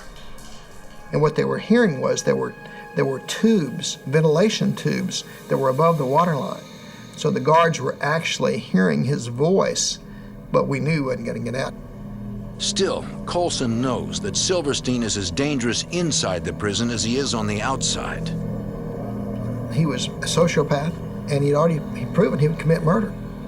So had he done that, had he attempted to harm a guard or anybody else in there, it would have caused us to have to go in and launch a rescue we didn't want to have to launch. And then again, we were faced with significant loss of life. Knowing Thomas Silverstein is such a dangerous wild card, FBI negotiator D. Rosario must convince the detainees to turn him over. United States, okay? I emphasized and kept re-emphasizing the fact that Tommy Silverstein could become a very grave liability to the Cuban detainees and to their cause and to what they were trying to attain. I was told that they would think about it. Rosario tells the rioters that until Silverstein is back behind bars, the hostages are in grave danger. As long as the vicious killer roams free, the standoff could come to a sudden and violent end. More than a week into the intense standoff with Cuban detainees at the Atlanta Federal Penitentiary, FBI negotiators worry that a dangerous American prisoner could jeopardize a peaceful end to the conflict. What I suggested to them was that at some point or another, it would be in your best interest to turn Tommy Silverstein over to us. Special Agent D. Rosario tries to convince the rioters that Silverstein is a serious threat to prison employees who are being held hostage. The American inmate is jeopardizing their position in the negotiations. A short time later, a large group of detainees appears at the Sallyport gate of the main cell block. And there was about 100 Cubans screaming, waving their sabers in the air.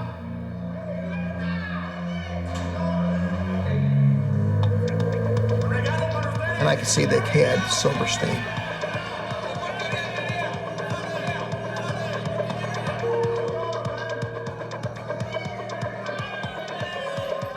And in the midst of all these screaming Cubans, they literally threw Silverstein at us.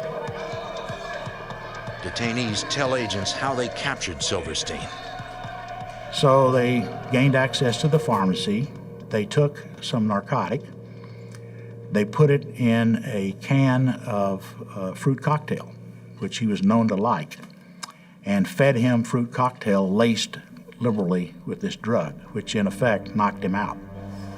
The FBI viewed Silverstein's capture as an act of good faith. That told us a lot. They don't want to hurt the hostages. It showed the negotiators that these Cubans were responsible. They were willing to do things to cooperate with us in order to reach a common goal, which is a great step in any negotiation process.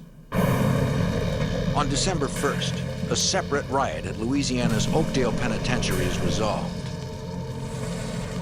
The Cuban detainees incarcerated at Oakdale agree to release their hostages if the INS will review their cases.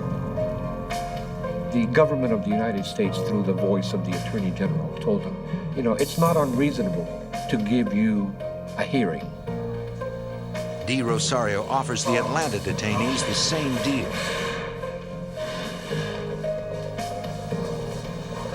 The hostage takers have gotten exactly what they want, but still, negotiations stall.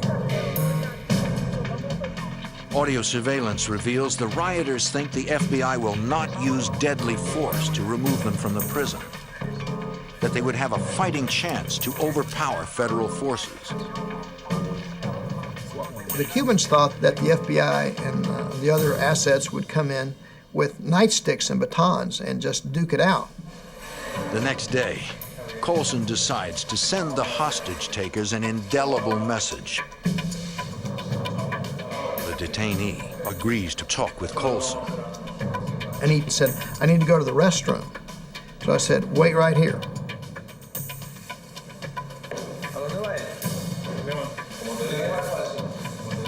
So I went around the barrier and I got the Marshall's SOG team and the New York City SWAT team.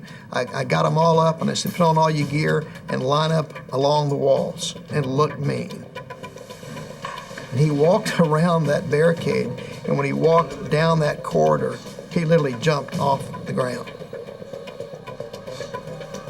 And I said, this is not going to be a nightstick duel with your swords. We're going to use deadly force.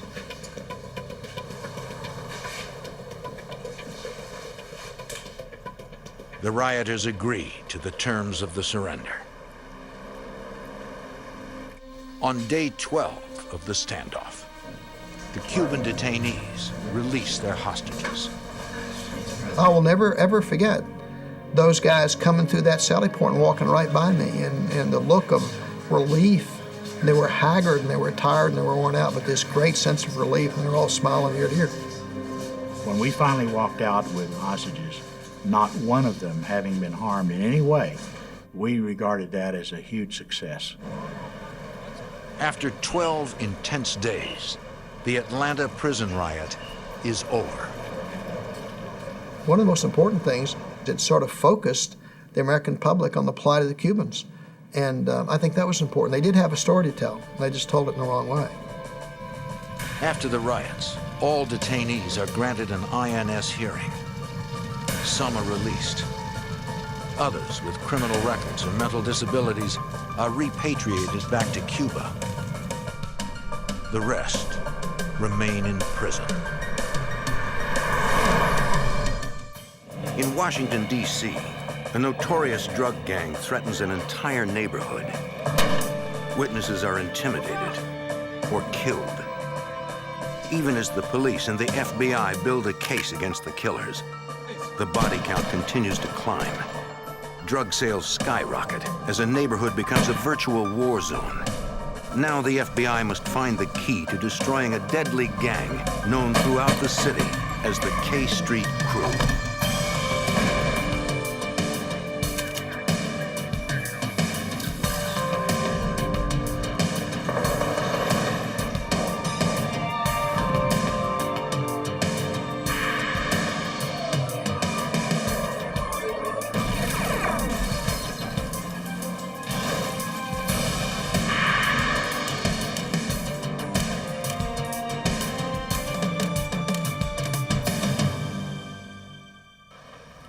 In the 1990s, the war on drugs was in full swing.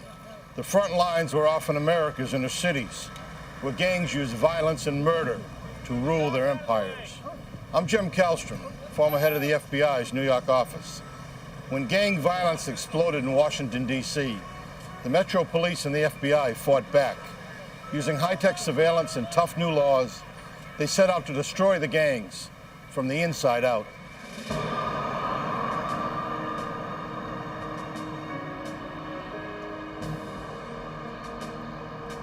Washington, D.C.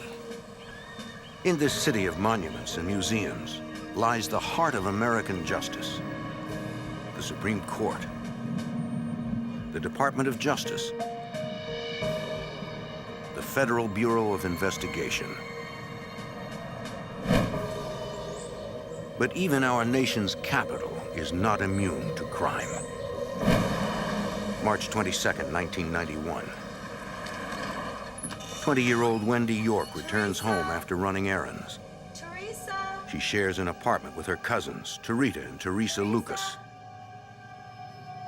Teresa is in the living room, lying on the couch. Her face is covered with blood. Oh my God! Wendy runs from the apartment and calls 911. An emergency dispatcher directs units to the scene. DC Metro Police arrive at the apartment within minutes. Teresa Lucas has been shot through the head. In a back bedroom, they find another body and a child. The second victim is Teresa's sister, Tarita. She has also been shot in the head. Her child is unharmed.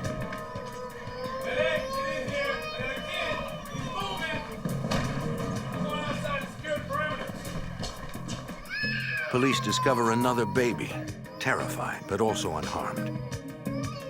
It's Teresa's child. It seems both children have been alone with the bodies for hours.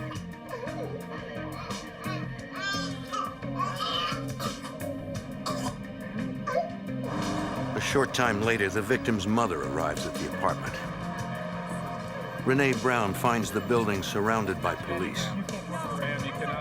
My mind was racing and I was trying to get in. The police were holding me back. They said, you can't get in. I said, this is my house. I have to go in. That was the most horrific day of my life. I will never forget it. They were very devoted and dedicated mothers. They loved their kids and they didn't deserve to die. Crime scene investigators process the apartment. They find no signs of forced entry.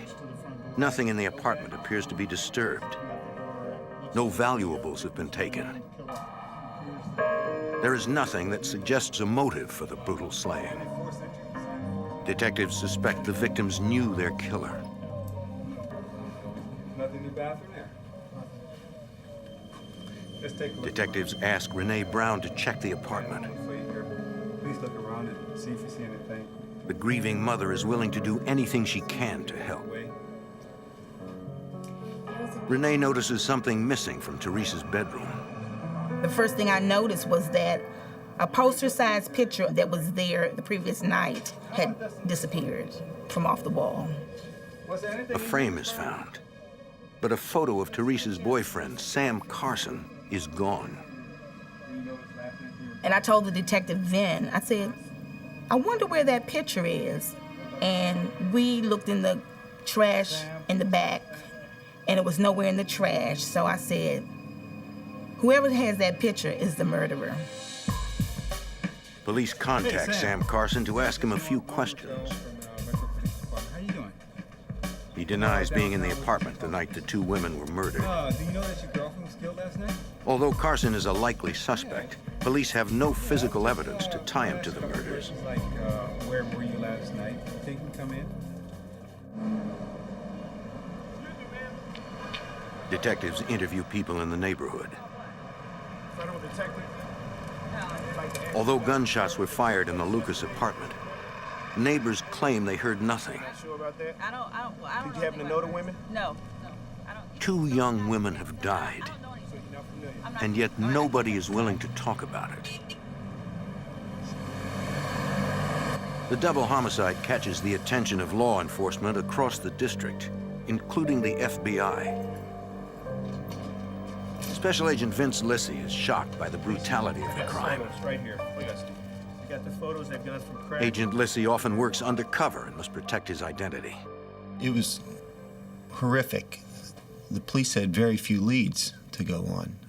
They struggled and struggled with the investigation for some time, but there were no real witnesses to it. Without a witness, police cannot identify a suspect.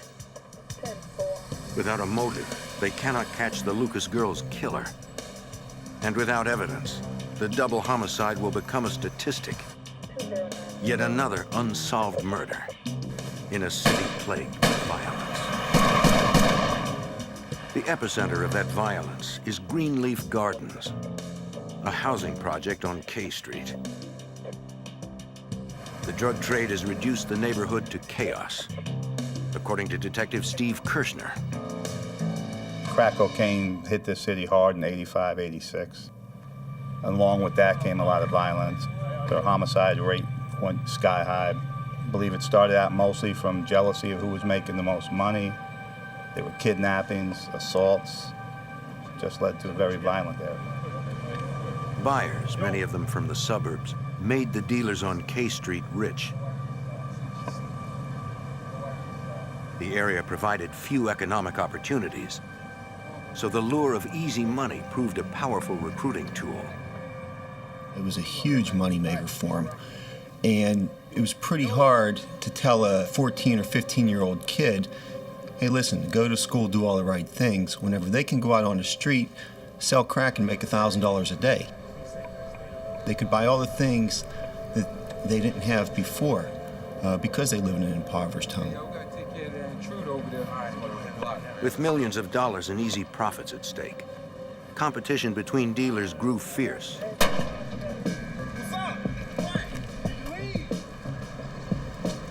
Streets became borders as gangs battled over sales turf. The neighborhood was a powder keg, according to Metro Homicide Detective Tony Brigadini. The area was deadly. Numbers that we have compiled over the years of the investigation show that this was probably one of the most deadly areas in the District of Columbia. It's very close to some of the government buildings in Southwest Washington, which was interesting in that there's an incredible amount of crime going on in a small area so close to a downtown business district. The FBI and DC Metro Police formed the Safe Streets Task Force. Their job is to clean up a neighborhood that has become a war zone. Agents canvassed the streets, looking for information on the gangs. Detective Henderson will conduct an investigation here on a murder case? Yes, sir. What about looking at these photographs? It doesn't you recognize them from one of these young ladies? Residents are too afraid to talk or even be seen speaking with investigators. If you walk up to somebody's door and you knock on their door and ask to speak to them, in about 3 minutes, everybody in that neighborhood is going to know that the police are there. Frustrated by the lack of cooperation, agents try a different approach. Sometimes we follow people to work.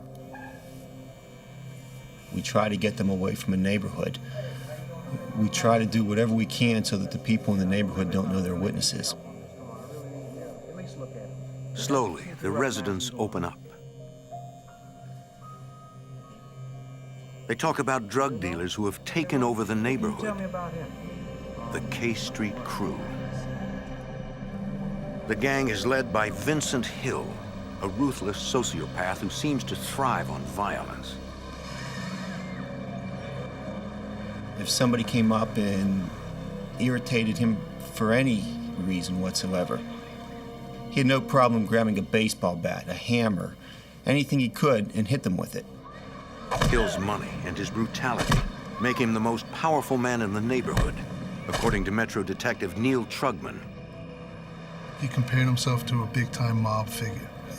There was no fear. According to FBI sources, Vincent Hill runs the K Street Crew with an iron fist. Still, gang members respect him.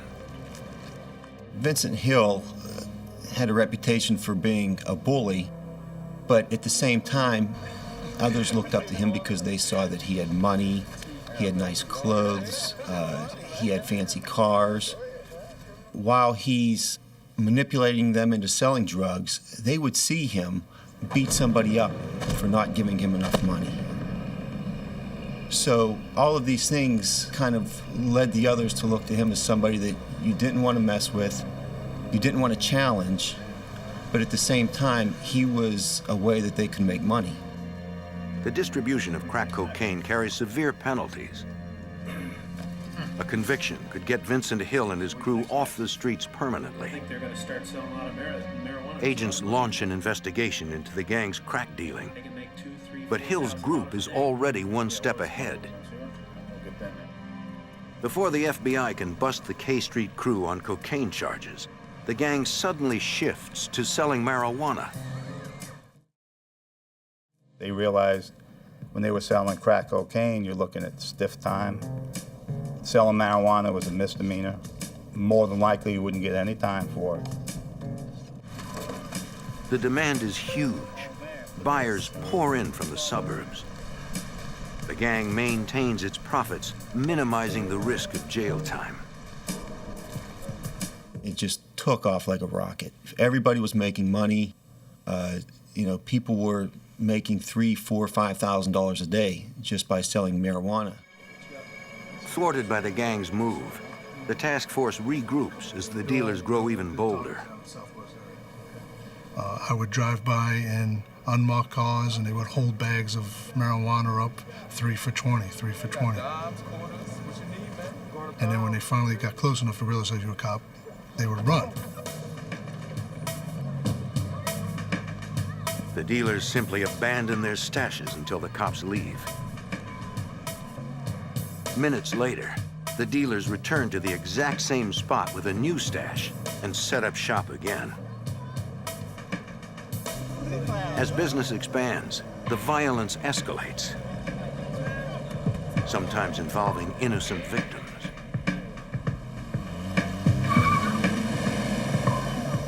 On August 29, 1992, Travis Ross and 2 friends are mistaken for rival drug dealers.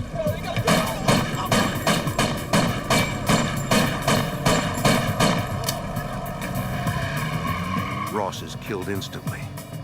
Both of his friends are critically wounded. Police interview the survivors. They say they have no idea who shot them or why. Their reluctance to answer questions is understandable. Police believe the K Street crew has already murdered a dozen people who cooperated with authorities. What they don't know is how the gang is able to identify these potential witnesses. In 1995, Bruce Spencer is shot 5 times at point-blank range by a K Street crew member. Somehow he survives. He is willing to identify the man who shot him.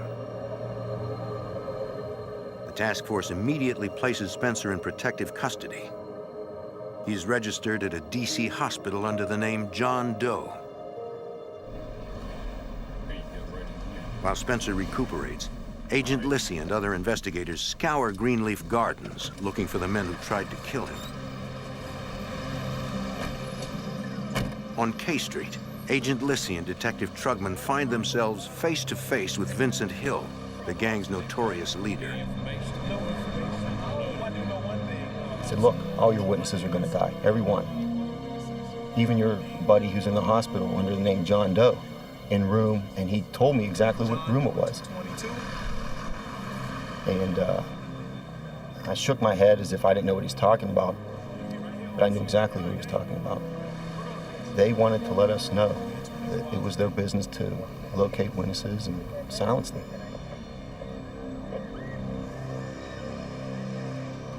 Investigators are even more determined to protect their witness. But word of Hill's threat reaches Spencer. Fearing for his life, the witness refuses to help investigators. I'm through, man. Everything's working out. Come on, it's not. The task force is frustrated, having lost another battle in their war against the K Street crew. In the 1990s, Greenleaf Gardens in the southwest section of Washington, D.C., is a neighborhood under siege. A gang calling itself the K Street Crew has claimed the housing project as its base of operations and turned it into a killing zone. Metro Police, working closely with the FBI, struggle to link the gang to a rash of killings. Investigators know it will take more than individual murder convictions to stop the widespread violence. They need a strategy that will take down the entire gang. The Joint Task Force decides to use RICO, a federal racketeering statute that will allow them to prosecute the K Street Crew as a single, corrupt organization that sells drugs and commits murder to protect their interests. Homicide detectives re-examine dozens of cold cases, cases that were once attributed to the random violence of the projects. They search for anything that will link the K Street Crew to murder, according to Detective Tony Brigadini. Some of the cases that we were investigating were 8 years old, 10 years old. We would have to go back and research case jackets, try to find evidence that had been collected 8 or 10 years earlier, try to locate crime scene photographs, things of that nature. Yeah, here it is. See this car? Is that the same car? So, in trying to build a strong case, we were dealing with very little information. In the meantime, agents launch a covert surveillance operation to gather evidence on the gang's growing drug business. Special Agent Vince Lissy. We wanted to show the conspiratorial nature of these guys, how they operated on the street, how they took turns selling drugs, who supplied who. And we thought that if we could have undercovers introduced to the group, that we could accomplish this. FBI agents set up a stakeout in an apartment overlooking K Street. The landlord offers it to them free of charge. Like most of the residents of Greenleaf Gardens, he's sick of the drugs and the violence. We got some camera equipment, video, and still photos, and we would sit up there and watch them and try to get the people on K Street's patterns down. We would see Vincent Hill out there and see how he operated. Investigators watched the area for weeks. Once they've established the gang's patterns, they develop a plan. Most of the drug transactions on K Street are conducted with buyers in cars. To get closer to the dealers, they'll need a vehicle. We decided the best approach was to use a pickup truck. We got the oldest, dirtiest pickup truck the FBI had. We bought some toolboxes and put toolboxes on the back of the truck to make it look like a construction truck. The truck is rigged with surveillance cameras and microphones. Two Metro investigators, Joe Abdallah and Jim Scheider, are recruited from another precinct. As outsiders, they will not be recognized by gang members. They will pose as construction workers to make drug buys. Metro investigator Joe Abdallah.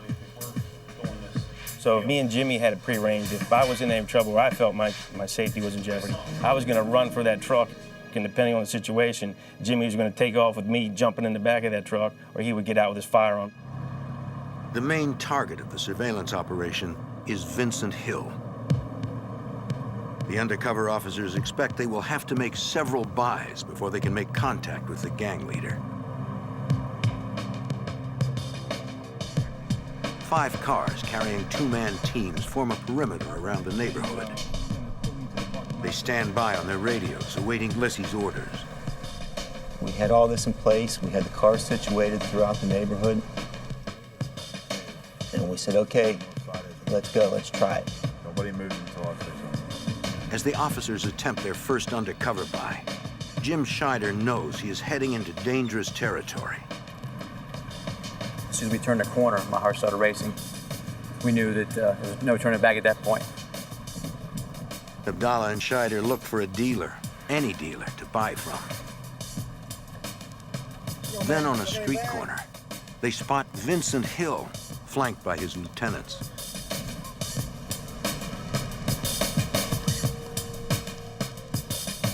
The K Street crew is out in force. What y'all need? Man, can I get a couple bags?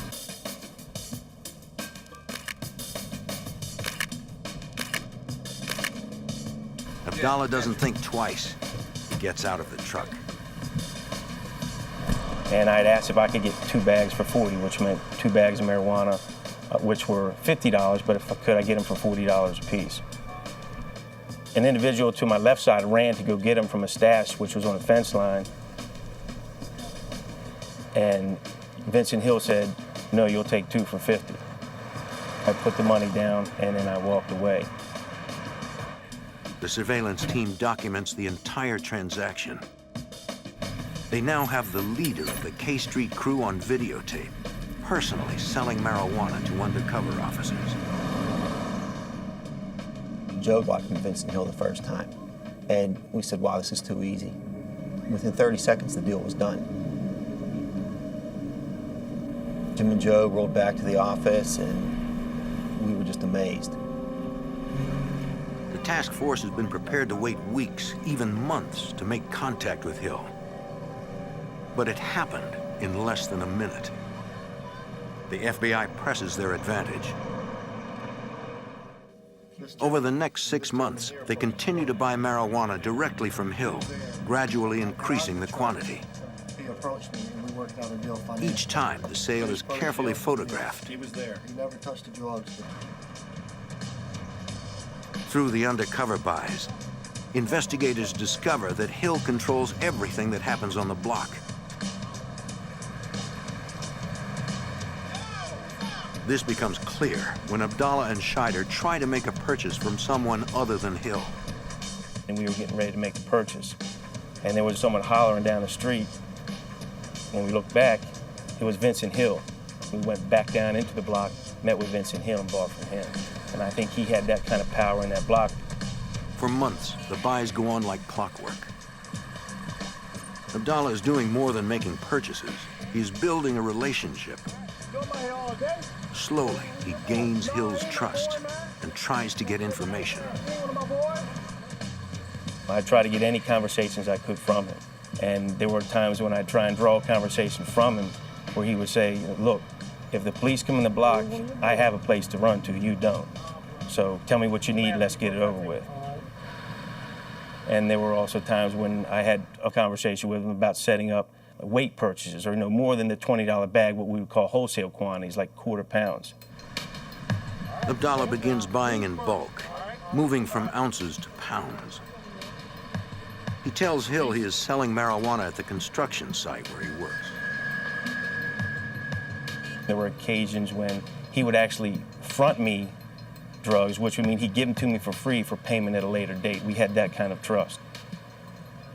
And he even gave me good advice on when buying the weight. He would supply me with the smaller $20 bags. He gave me packages of those at some points, and he would tell me how to juggle it, or break it down and sell it in the quantities to my friends. And he gave me helpful hints on how to do that. For 6 months, the operation runs smoothly. Then, a routine buy puts everyone on guard. At one point when I made a buy from him, I got back into the truck and Jimmy was driving and I was in the passenger seat, and Jimmy said, hey, he's waving at you. And he was motioning like to roll the window down. So I rolled the window down and he said, hey, look, these guys over here, they're saying that your buddy's a police officer. He said, I know you're okay, but he said, those guys over there will kill you. Somebody tell me what's going on, please. Y'all know y'all can't play me like that, right? And it threw us off a little bit, and then when we started to leave, the guys that he was pointing to had like hoods over their faces and put their heads away from us.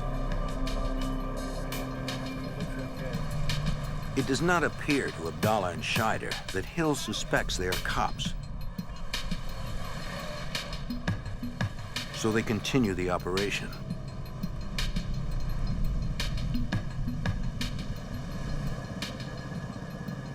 A week later, the two detectives pull into K Street. Vincent Hill is there.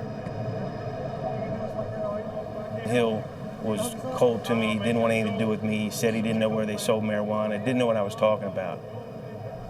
And it was very confusing because even when he was angry and sold, he was just in a hurry. He'd say, "What do you need? Hurry up and get out of here." But on this day, he's like, "I don't have anything. I don't know what you're talking about. You can go somewhere else." Hill sends them to another dealer down the block.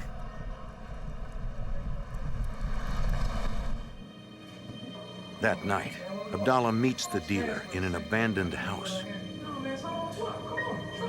The officer prepares for a confrontation. The gentleman walked into a vacant house, called me in. Safe up here.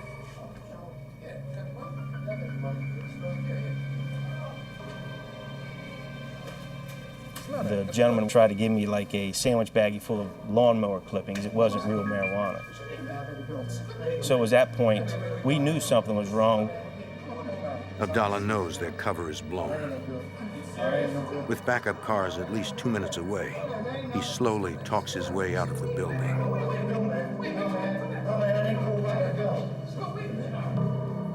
The undercover operation is over. After 6 months of drug buys, the task force still does not have enough evidence to put Vincent Hill and his gang in prison once and for all. Had we charged him with the drug conspiracy alone, it might have gotten them 10 years, maybe 5 years.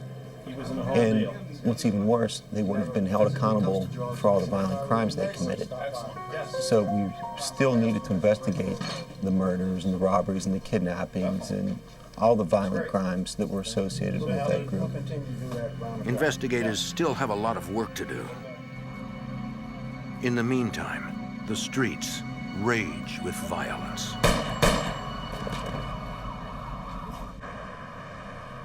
In Washington, D.C., a lengthy undercover operation has begun to produce results. Investigators have videotaped the infamous K Street crew selling drugs. But now, they must find evidence of the gang's more violent activities. In 1995, a brave young woman steps forward. So what would you like to tell Chrissy Gladden is 19 years old. that you can share with us? As a single mother, she is worried about her neighborhood. Okay. We know you're scared. He's a scary. Chrissy tells police that Jerome Martin and Antonio Knight are responsible for a drive-by shooting. She overheard Martin talking about it. Although she doesn't know the victim's name, her description of the crime leads investigators to an unsolved murder. 6 months earlier, Travis Ross had been killed in a drive-by shooting near K Street.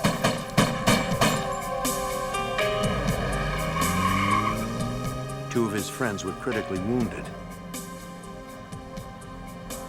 Chrissy wants to testify against the gang. She knows they are the reason her neighborhood is so dangerous. I just overheard a conversation between Jerome. Still, she's afraid. She tells investigators that if she speaks out against the K Street crew, they will kill her. Chrissy Gladden and 2 other women finally agree to testify, but only if the FBI places them in the Witness Protection Program. Special Agent Vince Lissy. We finally convinced Chrissy, as well as these other female witnesses, that we would work with them. We would try to keep them safe and make sure nothing happened to them. We stressed upon them not to tell people where they lived, not to take people to their new apartments. Chrissy's cooperation pays off. Crew members Jerome Martin and Antonio Knight are indicted for murder. Alrighty. Pull the slide up to your bicep. There you go. Lissy believes they have enough evidence to get a conviction. Even though one witness has recanted, 2 others, including Chrissy, are still willing to testify. It's not a big deal. The week before the trial of Jerome Martin, we're constantly re-interviewing witnesses, talking to them, getting them ready to testify.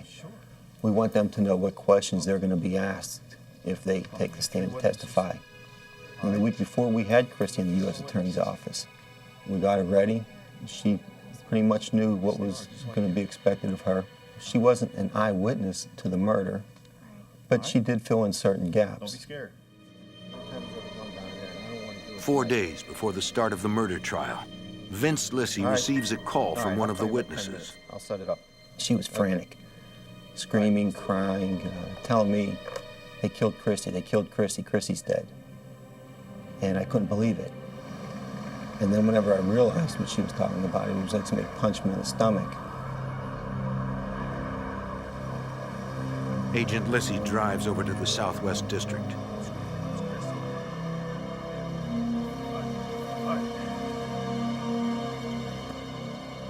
At the crime scene, Metro Police tell him what happened. Get that marked right away. Let's call forensics. According to witnesses, Chrissy attended a party on 37th Street at the home of Antonio Knight's girlfriend. As she left the party, 2 gunmen appeared and opened fire.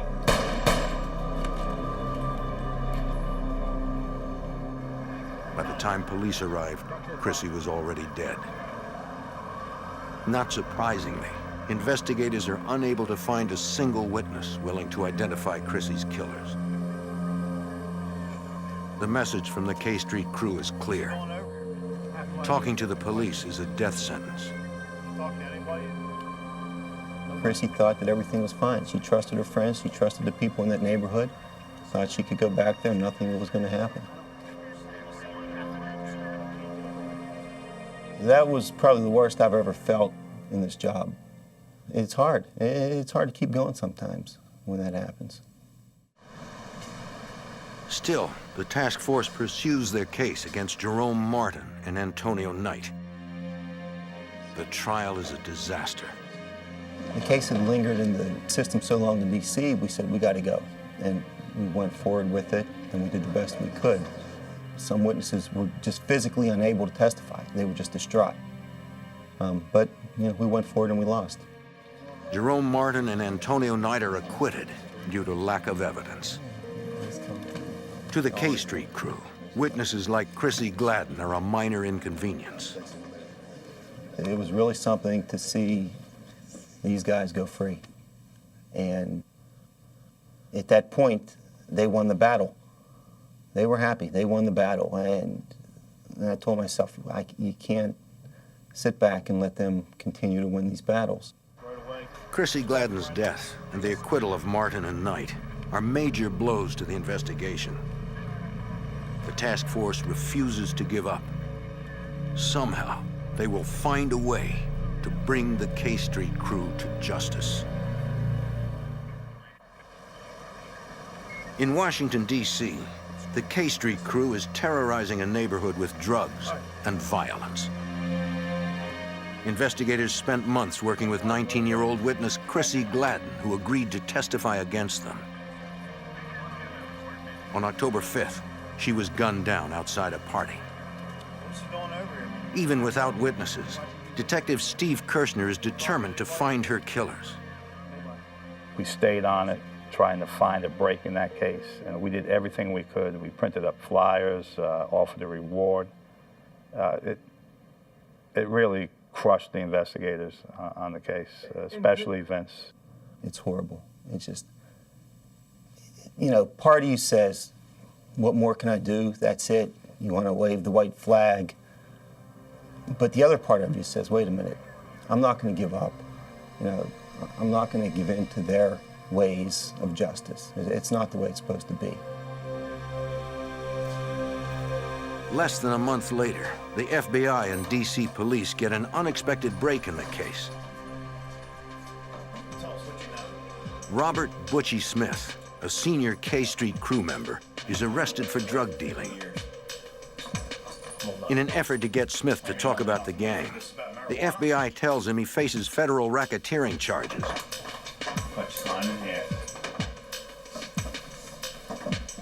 They're building a RICO case that will tie the gang's drug business to a series of murders. The tactic works. Smith finally agrees to talk. Tell us what you know. Smith reveals that the gang uses private investigators to identify people willing to testify against them. They also use the Freedom of Information Act to obtain court documents to target potential witnesses. Smith gives investigators leads on several unsolved kidnapping, shootings, and murders, according to Metro Detective Tony Brigadini. He had very specific, protected information of the crimes and the business dealings that the members of the K Street crew participated in. Smith specifically mentions a triple homicide that his nephew, William Sweeney, told him about. Sweeney, along with Sam Carson and James Montgomery, are fellow members of the K Street crew. Smith said Sweeney and Carson were in Las Vegas when Ryan Pierce, another drug dealer, won big at the tables. The two men decided to rob Pierce when he returned to D.C. On November 17, 1996, Sweeney, Carson, and James Montgomery waited outside his home.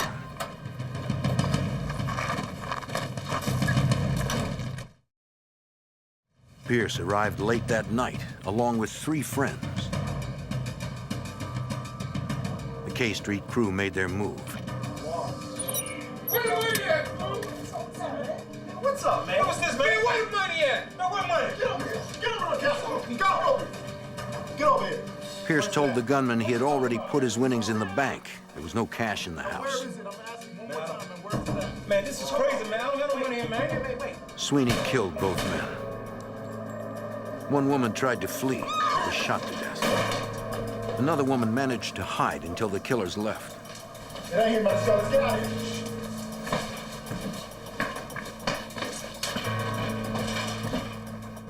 here.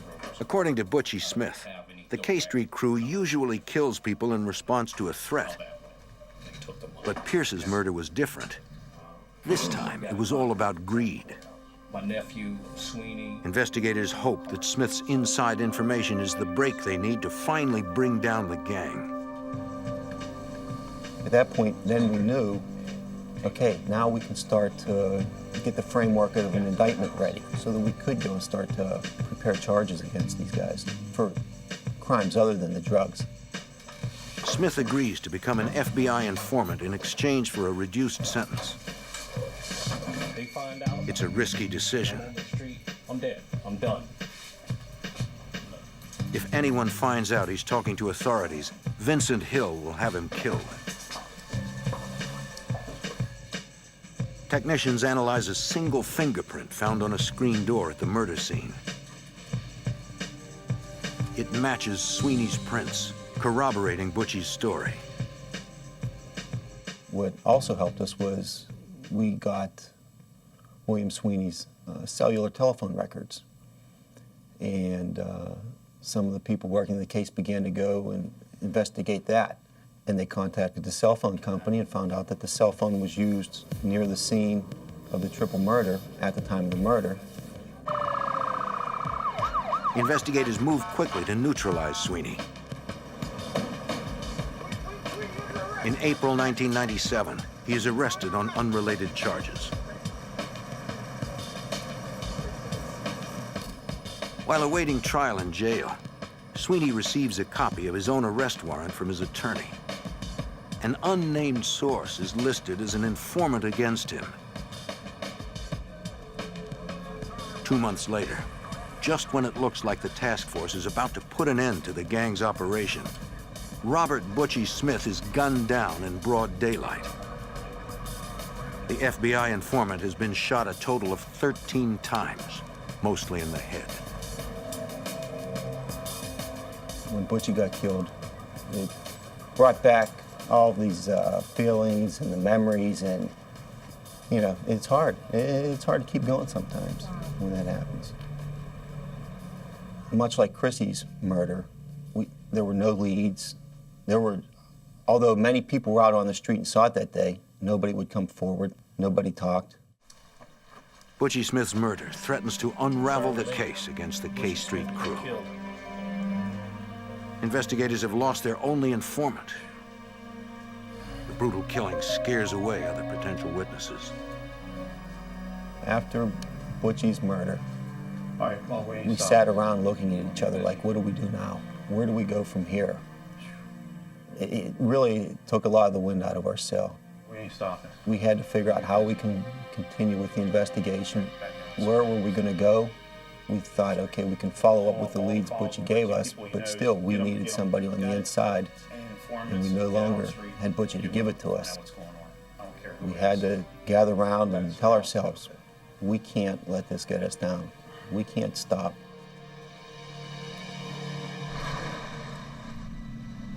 In 1997, the FBI's case against the notorious K Street crew was in trouble. Their only informant had been murdered, gunned down in cold blood. Other potential witnesses are terrified they'll meet the same fate. Before he was killed, FBI informant Butchie Smith told investigators that James Montgomery was one of the men responsible for a triple homicide.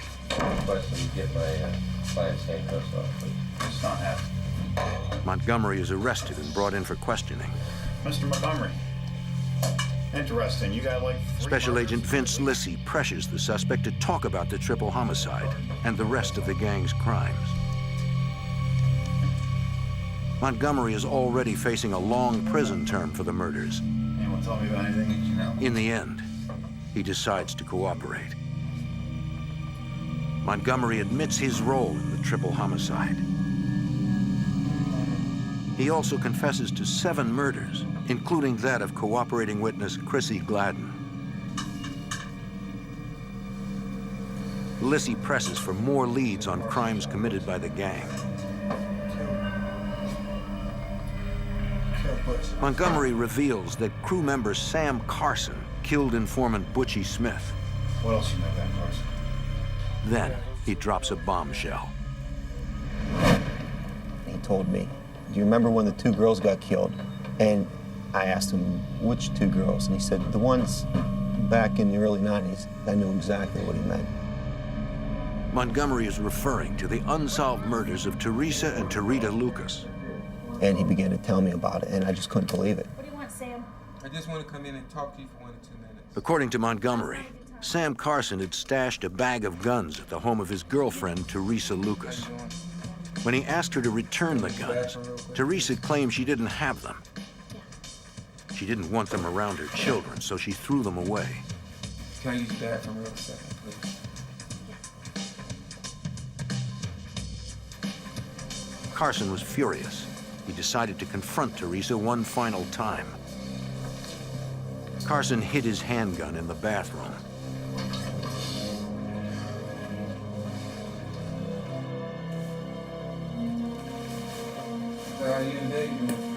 He tried to calm Teresa's fears by showing her he was unarmed. You know what this is about. I want my guns, Teresa. He began again to ask her, where's my gun? I need my gun. Where did you put him? No, nobody has them. Sam, I just threw them out. I want them right now. No, Sam, there are children in the house. I want my guns. And she gave him an answer that wasn't satisfactory. All right, you want me to go? Just go. You want me to go, right? I get out. He went back to the bathroom, retrieved his gun. That's for the wrong person, Teresa. Sam. Get the gun. Sam. Killed her. Sam walked into the bedroom, and as Tarita was waking up and starting to sit up in bed, he shot and killed her.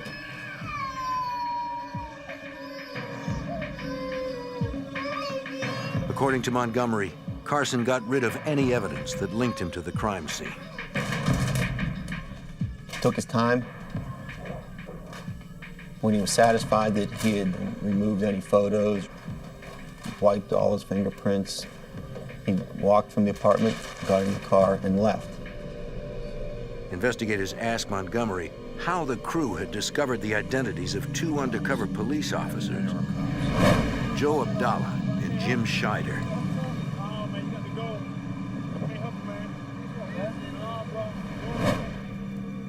Montgomery admits that someone from the other side of town recognized them as law enforcement and told Vincent Hill.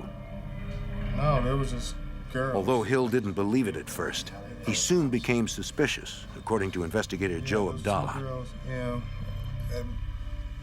Back in the On a subsequent buy we made after that day, they followed us in the truck as we left and followed us back to the FBI building where was our meeting spot after the buys took place. And that's the date they quit selling to us. Lissy isn't taking any chances with this witness. He decides to move Montgomery out of state for his own protection. In the fall of 1997, Montgomery pleads guilty to 7 murders.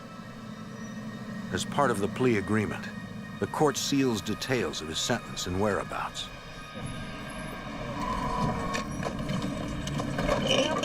FBI, I have a warrant for your arrest. Put your hands on your head now. Police arrest Sam Carson and charge him with the murder of Teresa and Tarita Lucas. William Sweeney, already in jail on unrelated charges, is indicted for the triple homicide.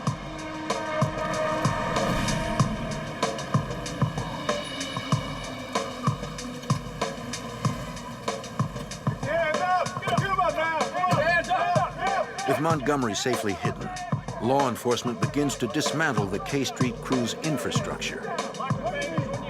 Jerome Martin, Sean Coates, and gang leader Vincent Hill are arrested in the summer of 1998.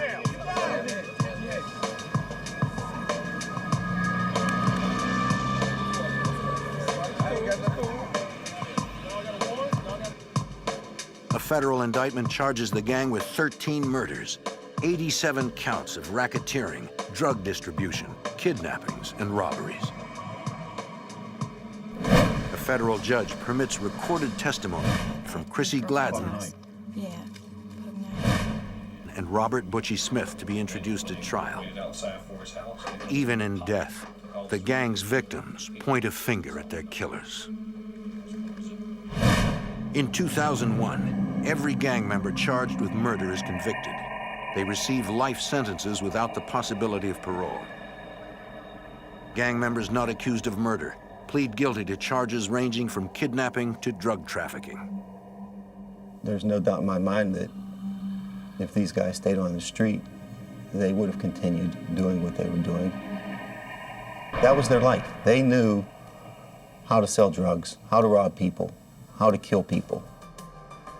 Thanks to the tireless efforts of both the FBI and DC Metro Police, K Street is now a safer place to live.